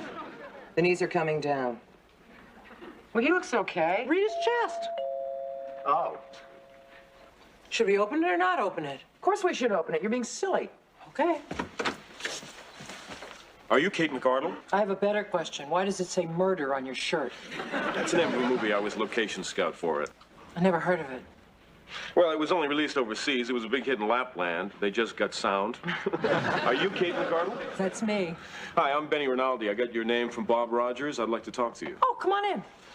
Yeah, he said you had exactly the front door we were looking for. And he was right. Why are you looking for a front door? Oh, no. Really? Really what? Really? This is so exciting. What's so exciting? They want to use our front door in a movie, right? Right. You're kidding. Not to sound crass or anything, but will any money change hands if you use our front door? $400 from this hand to yours. We accept. Great. I have a release form here, if you'll just sign it, and we'll need the place from 6 o'clock tomorrow morning till around noon. 6 o'clock? People start making movies at 6 in the morning? No, people set up lights at 6 in the morning, but they start shooting around 10. So what kind of a scene is it? A gangland murder, a musical number, a chase? Will you be coming in the apartment? Because we have a slipcover for that couch, and if we dry cleaned it, we could get it back by Thursday. Okay. Relax. What kind of a scene is it? It's simple. A car pulls up outside, Newman gets out, comes down the stairs, comes inside. That's it. Which Newman would that be? Paul. Paul Newman? Uh-huh. Oh. Okay, we're all set, so see you tomorrow around 6? Oh, you wouldn't happen to know if there's a good deli in the neighborhood, would you? For the movie? No, for corned beef. Oh, sure. Just go to the corner, turn right, halfway down the block, tell him you want lean. Thanks. Okay. Bye. Isn't that exciting? Paul Newman's going to be here tomorrow. That's great. Allie? You're not going to get crazy or anything on me, are you? I know you had this thing for Paul Newman when you were a little girl, but you're a grown woman now.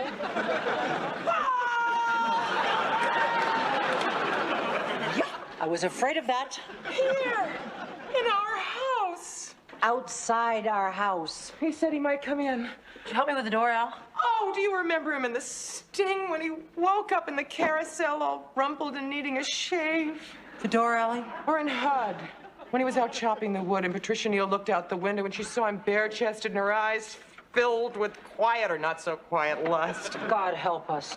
In absence of malice, when he was standing on the boat and the sun lit up his bronze face and he offered Sally Field a beer, or in Butch Cassidy and the Sundance Kid, when he was, oh, Ginny, I was just talking about Butch Cassidy and the Sundance Kid. You remember the part where Paul Newman was standing on the cliff and the Pinkerton guys were behind him and he had to jump off the cliff and the raging waters below?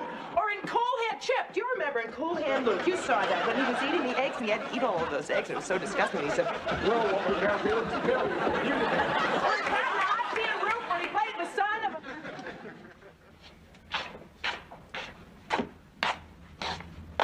Allie, it's 5 o'clock in the morning. What are you doing up? I'm so glad you're here. I've been up for 3 hours. Do you think this dress is good to meet Paul Newman in? Sit down. I want to talk to you. Why, you think it's too dressy? Sit down.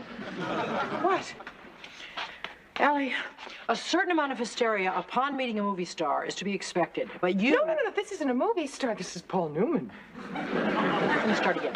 A certain amount of hysteria upon meeting Paul Newman is to be expected, but you have gone too far. I admit I've been a little excitable. Yeah, like Lizzie Borden was a little crazy. I never thought I would ever get to meet him, and now he's going to be in our house. We're going to be face to face. Right, and you're going to say, well, how do you do, Mr. Newman? He's going to say, nice to meet you, and that's going to be that. Do you really think he'll say nice to meet me? You're starting again. You're right, I am. Be calm. All right, I'll be calm. Be cool. Cool. Be normal. Don't push it, I'll be calm. Well, listen, I've got a half an hour more sleep coming to me. Do you think I can trust you not to wake me up deciding which shoes you're going to wear? I've already decided which shoes I'm going to wear the beige pumps. You think the black flats would be better?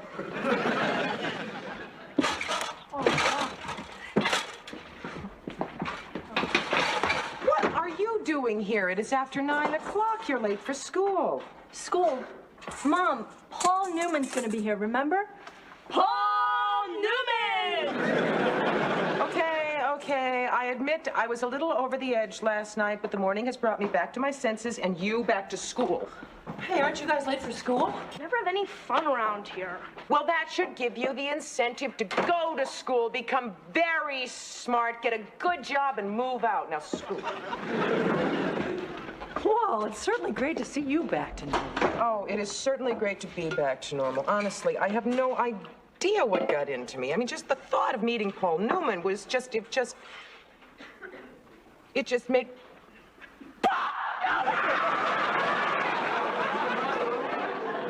She really likes Paul Newman. Mrs. Lowell, please, I told you 100 times. Don't bother the crew. They've got work to do. I was just wondering. I know you were wondering where Newman is. What's he like to work with? How tall he is? Does Joanne Woodward visit him on the set? Does he kid around between takes?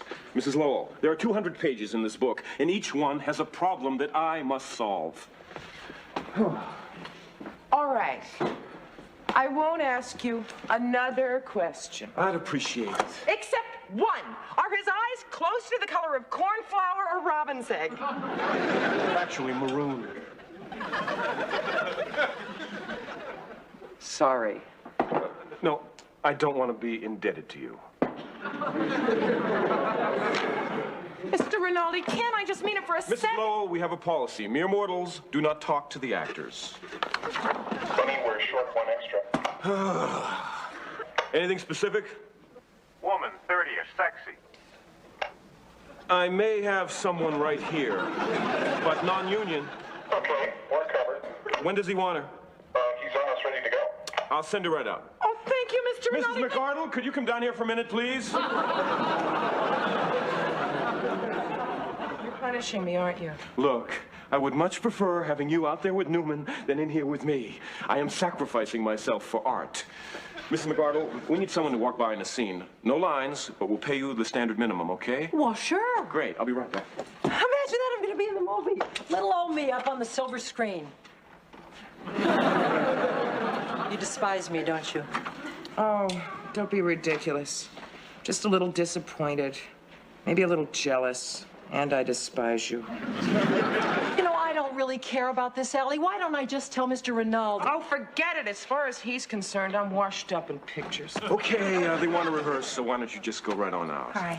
Do you mind if I watch, or would you prefer it if I chained myself to the radiator? Oh, watch. Oh, thank you. I promise I won't bother anybody. Ah! There he is! Al, get me the caterer. Kate is 2 feet away from Paul Newman. She's 2 feet away from his stand-in. Newman's in his trailer. He's very much like him, isn't he? Yeah. It's one of the qualities we look for in a stand-in. I've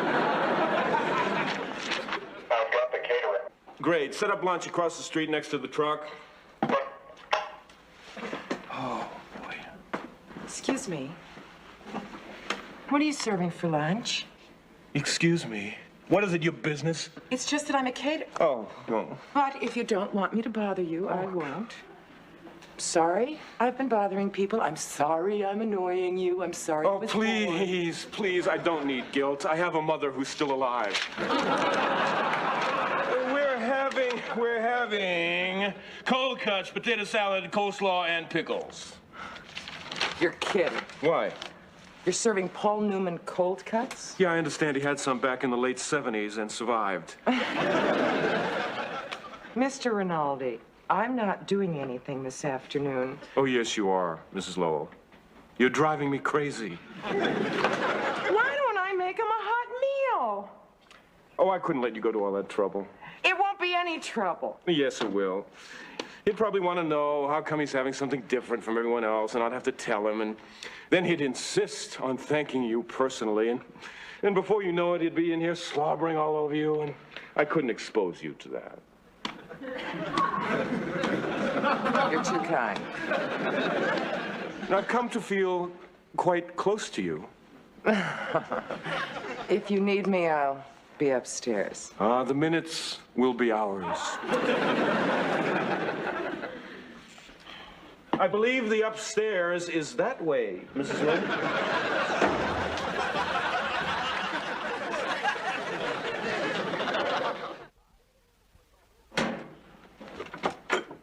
Hi. What's all this? They're shooting a movie right outside our door. I know. Afterwards, you want to have lunch? I'm making lunch. Oh, better. This is for Paul Newman. Really? He's in the movie. Oh, you've met him? No, but I will, come hell or high water. Well, I'll just hang out. Won't do you any good. He is better guarded than Fort Knox. Good. Why good? Oh, Bob, you don't want me to meet him. That's so sweet. Yes, it is sweet, and I don't want you to meet him. If you want to meet somebody, meet the Pope. I'm a grown woman. Yeah, that's what I'm afraid of. I don't even find him attractive. I find him attractive. To me, he's a fine actor, humanitarian, popcorn manufacturer. Really?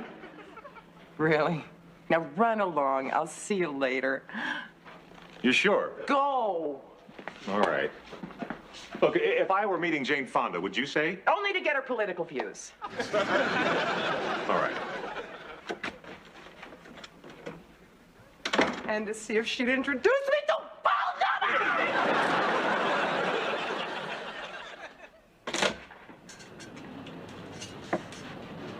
Mr. Newman? Mr. Newman?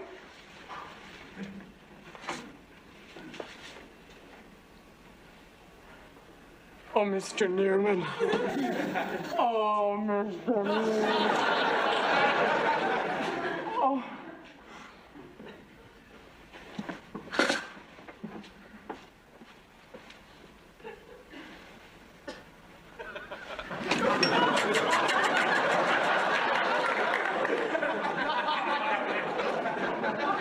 Come on, Paul. We've got a couple of minutes. Guys, Paul. You're kidding me. You should get a load of the one I'm keeping out of your hair today. This is a real nutcake. She lives in the house. We use it.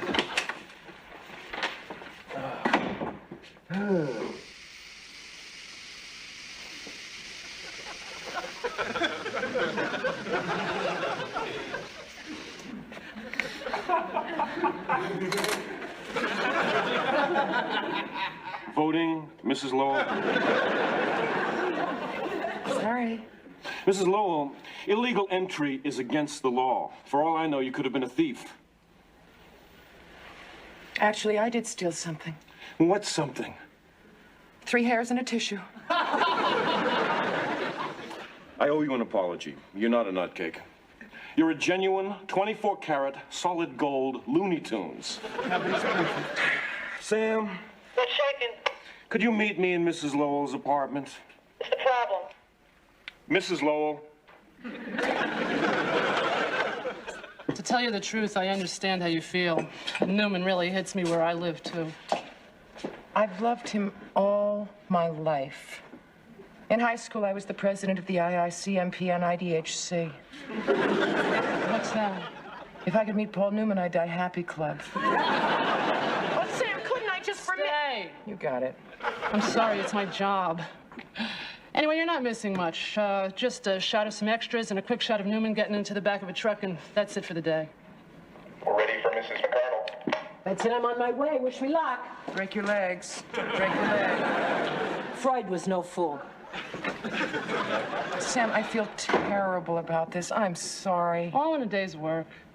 You don't have to stand guard over me anymore. I'm not going anywhere. I've stolen all the hair I'm going to. I know, but I gotta stay. Can I use a John? Upstairs on the left. Can I trust you alone for a couple of minutes? I won't even dignify that with an answer. Okay.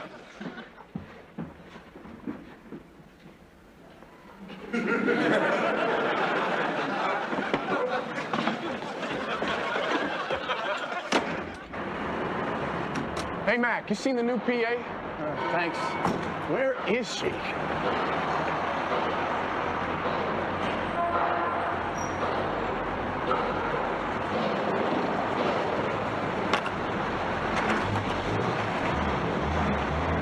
Hey! Oh, sorry, didn't mean to scare you. Are you the PA who's filling in for Paula? That's me. Great. Is this the Newman truck for the last shot? Yeah. Listen, I got to get back to my lockup. Electrics needs a couple of grip stands. Tell Alan to pull out an 8x8 silk and a couple of 5Ks. Better have some 10Ks ready if the light goes. Brody needs an apple, a half apple, and a couple of pancakes. If there's no PC, check with the AD and the UPM. You got that? That's a wrap. What? Yeah. Great. Thanks a lot.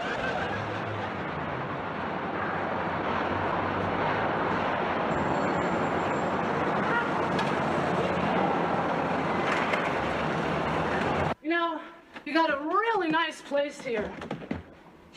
Mrs. Lowell? Mrs. Lowell! In a few moments, I will open my eyes, and our eyes will meet. Nirvana. What's the problem? Can't anybody do anything right around here? Where's the grip stands? Where's the 5Ks? We told the girl who's filling in for Paula to do Oh, that. really? Yeah. Well, the girl who's filling in for Paula is standing right over there. His name is Mervyn. But she said that she would take care of him. Okay. As it turns out, it's getting too late to do the truck shot. But be a little more careful next time, will you? So where's the girl I was talking to? Oh, I don't know where she is. But if it's who I think it was, I just hope she's very far away from me. Okay, Mac, take her away.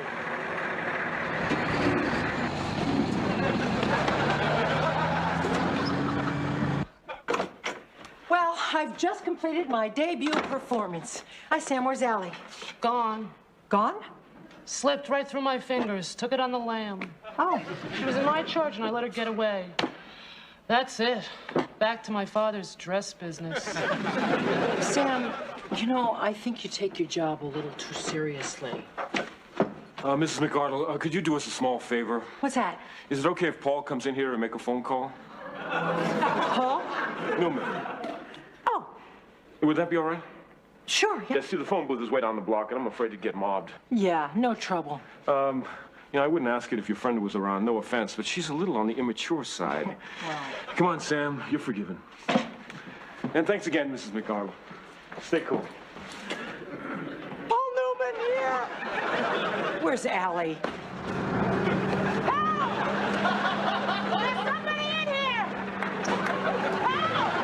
Ted, you can't believe how exciting it was around here today. I made my first screen performance. Hi, where's Allie? I have no idea.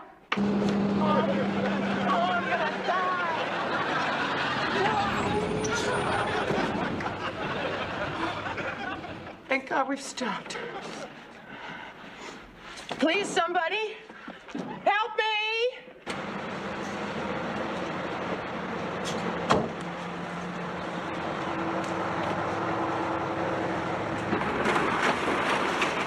Hello there.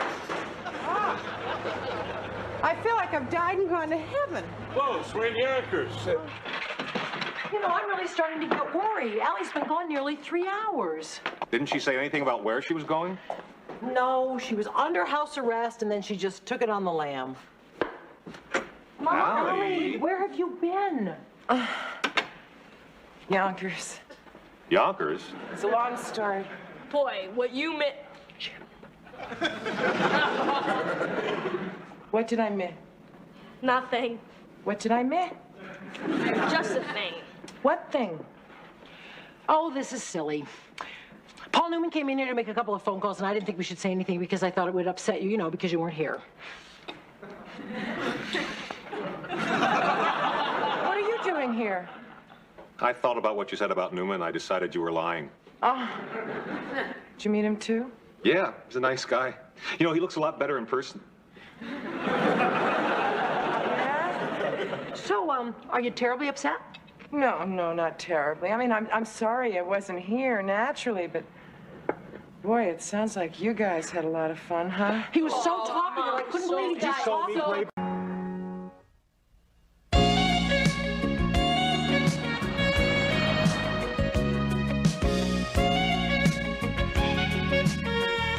How did you ever collect collect so much junk? This is your stuff. The Salvation Army already picked up my stuff. Oh, well, this will make some poor family very happy. Oh, yeah, because you never really can have enough fish knives, especially if you're poor. Fish is very inexpensive and very healthy. Yes, and it would be inappropriate socially to eat it with a meat knife. Just because someone's poor doesn't mean they have to be crass. Kate and Allie caterers? That's us. Which one are you? I'm the Kate one. This is the Allie one. Please, come in. Sit down. Thank you. I'm Jack Brompton. Brompton and Brompton Investments. You've heard of us? No. I'm the second Brompton. I was at the gym around the corner. I thought I'd stop by. You do a lot of catering? Quite a lot. I heard you're good. Are you good? Well, are we good, Kate? We're fantastic, and you can trust me because I used to be a priest. Good. I'm having a few of my clients and their wives to my house Saturday night. It's in the Hamptons in Quogue. You know Quogue? No. It's very laid back, very real. I'd like to serve something special. An authentic early American dinner for 24. I need the food Friday night. An early American dinner? That sounds like fun. I'm not looking for approval. Are you interested? Yeah. How much will it be? How much were you planning on spending? Money is no object. $40 a head. Partner? I think we can handle that. Call me with the menu tomorrow. Ask him. I can't ask him. You ask him. You want me to ask for deposit? Deposit? No. Yes. How much? 500 should do it. 400? 300's fine. You can reach me at my office till 6, Le Cirque till 8, and then home after 11. Who was that masked man? Brompton and Brompton Investments. He's the second Brompton. I wonder what the first Brompton's like. Vlad the Impaler. Hi.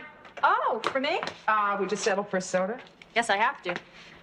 Well, in case anybody's interested, I've got a problem. What kind?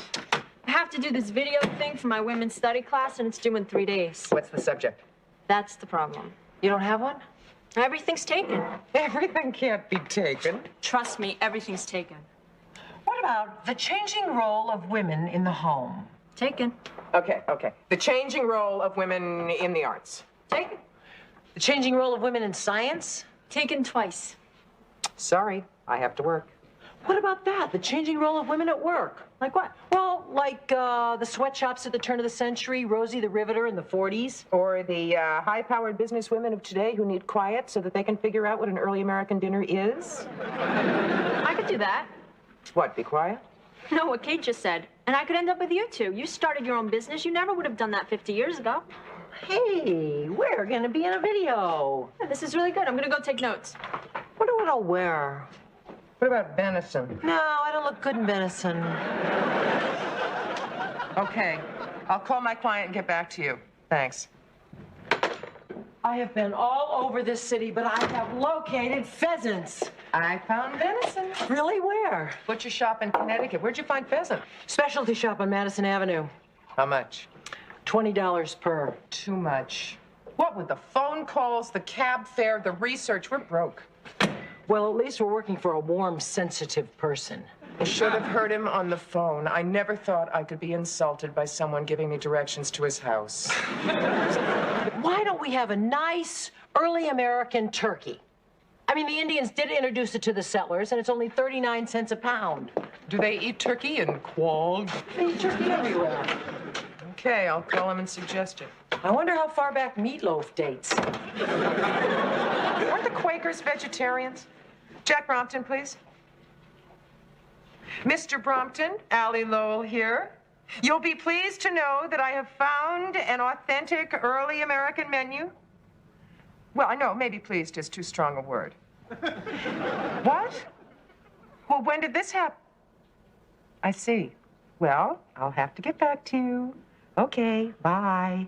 I want to go back to being unemployed. Why? What did he say? He changed the menu. He no longer wants an authentic early American dinner. He wants an authentic Civil War dinner. After we spent the whole morning in the library and whole afternoon on the streets and on the phone? Why? One of his clients is descended from Robert E. Lee. So what? I thought the North won that war. Back to the library.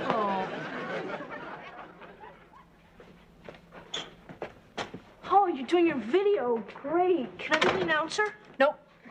But all documentaries are men announcers.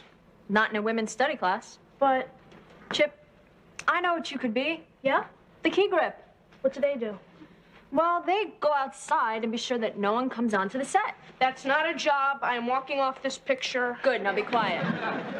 The time, 1900. The place, the Lower East Side of New York City. A sweatshop where hundreds of immigrant women work in unspeakable conditions. Poor ventilation, overcrowding, fire hazards, unlivable wages. These are just a few of the things that women Why of don't we this just serve grass? It was good enough for Scarlett O'Hara. Guys, I'm making my video. See, I told you it was a real job. Do it in your room. There's better light here. Are you up to our part yet? No, I just started with the sweatshops. Wow, look at all these wretched women. We just spent 3 hours in the library and we're back to pheasant at 20 bucks a throw. I still say turkey. Guys, back to my video. Let me just make one phone call. Jenny, I've been thinking about your mom's and my part in your video. Yeah? I think the point that we're trying to make is that in our own small way, we are just an extension of the forward movement of women. Jack Brompton, please. We're our own bosses. We don't answer to any man. Mr. Brompton, Allie Lowell. Excuse me, there is just one man that we do answer to. Yes, well, what I found is a recipe for dried sour apple pie, a favorite of General Lee's, and Confederate mulled cider. What? But you do. What now? Yes, I'll hold. You will never guess in a million years what this man has done. Change the menu? Good guess! Allie, tell him off. I am gonna tell him off. Hi. Yes, there. Well, yeah. Uh-huh. But yeah, but I would just like to. Uh-huh. No, what I was going to say was sounds good to me. Uh-huh. Okay. Bye. Sounds good to me. Boy, you really told him off. He had a very convincing argument. What? Take it or leave it. I take it we took it. What's the new menu? Oh, authentic English Victorian dinner. Why? Does he have a client who's related to Queen Victoria? Well, he had a really good excuse this time. What? He felt like it. Like we felt like spending the whole entire morning at the library researching it? Back to my video. Sorry. The time, 1900. The place, the Lower East Side of New York City. A sweatshop where hundreds of immigrant women work in unspeakable conditions.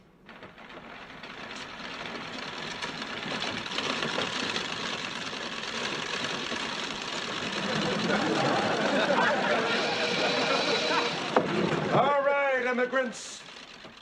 Lunch. Oh, good. I'm starving.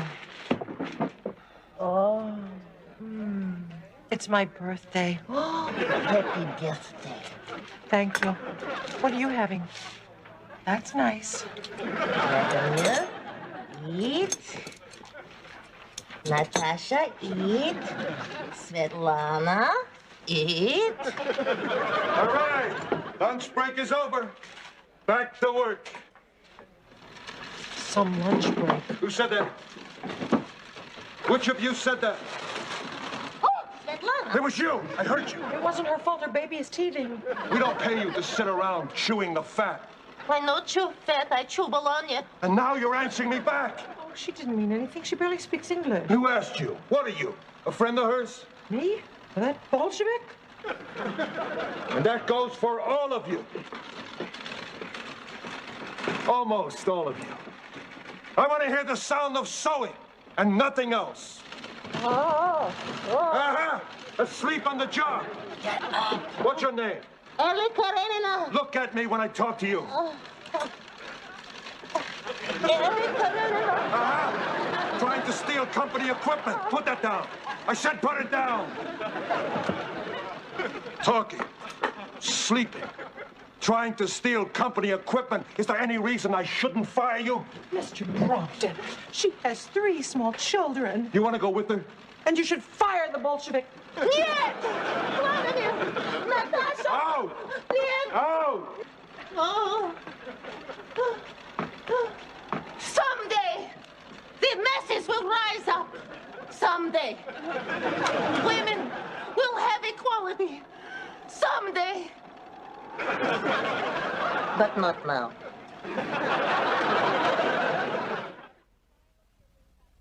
And the Triangle Shirtwaist Factory fire in 1911 ended the sweatshops forever. How was that part? That was great. Wasn't it great, Allie? Yeah. Hello? Yeah, just a minute. It's for one of the caterers. Who is it? Two guys named Brompton. Your turn. Do I have your permission to blow him off if he changes even the smallest little detail? What's 40 times 24? Close to 1,000. You do not have my permission. There are more important things in life than money, Allie. Yeah, and they all cost. Be nice. Hello. Oh, hi, Mr. Brompton. No, this is the other half. Uh-huh. Uh-huh. No, that's fine, Mr. Brompton. No problem, Mr. Brompton.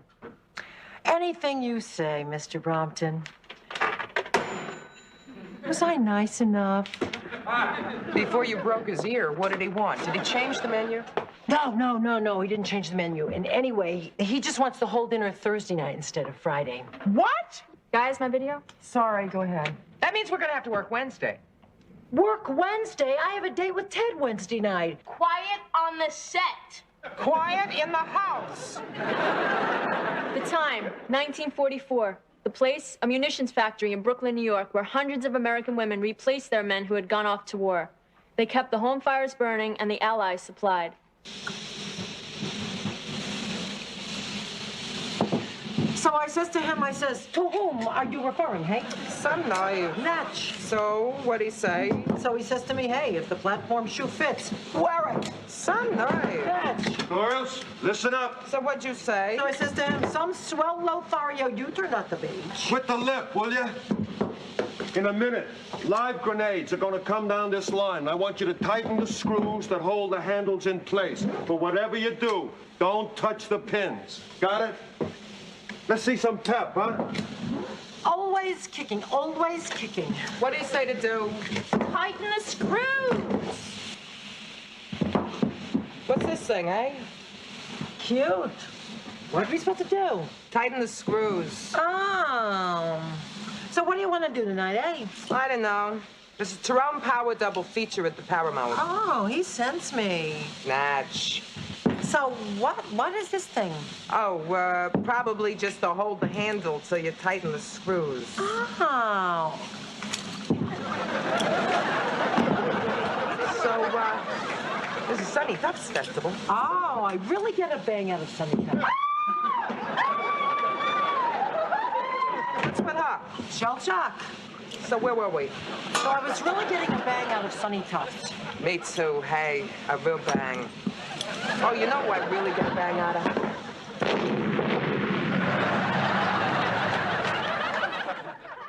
And when the war was over, the women were forced to leave the factories and hand over their jobs to the returning men.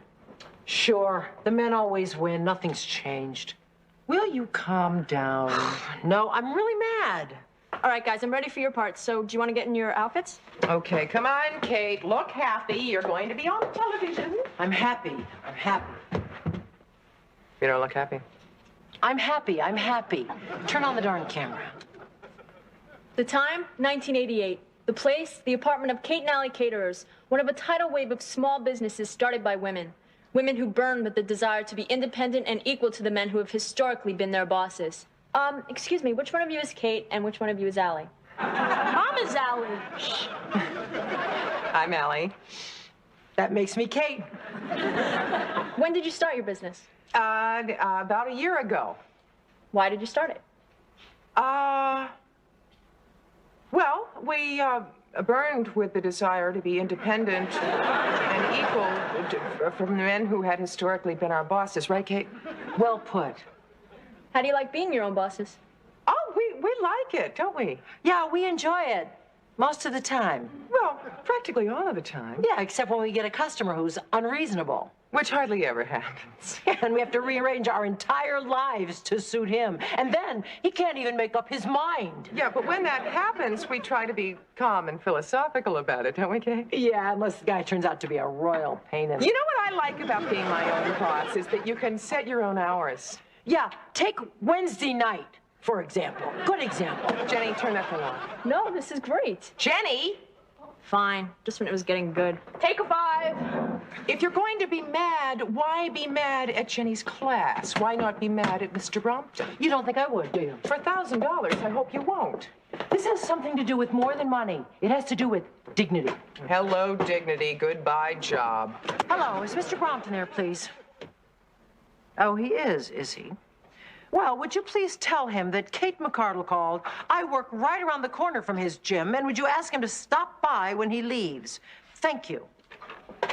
I can't wait to give him a piece of my mind. I have something to give him, too. His deposit. Oh, come on. You don't know that he's going to fire us. This isn't the sweatshops. This isn't the 40s. We have women's rights now. Yeah, Mom. All right. I'm outvoted. Where were you when they needed you? I wish I had been there. I could have told him a thing or two.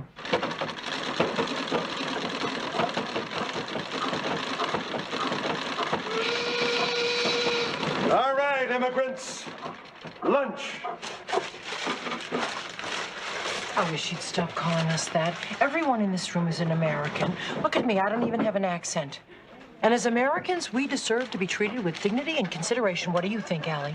And another thing, why aren't there any men behind these machines? You know what I call that? Male chauvinism. Isn't that catchy? Just because we're women, we get paid a fraction of what the men get paid.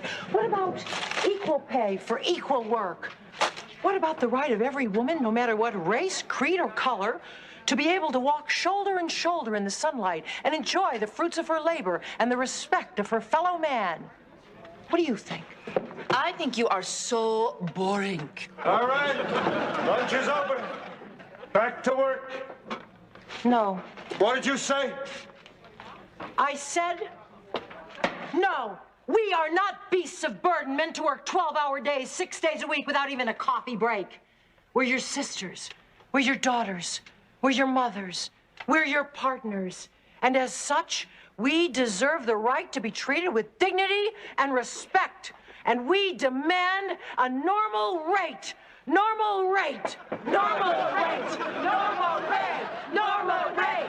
Normal rate. Oh, you like me. I knew you liked me. Normal rate. Normal rate. Normal rate.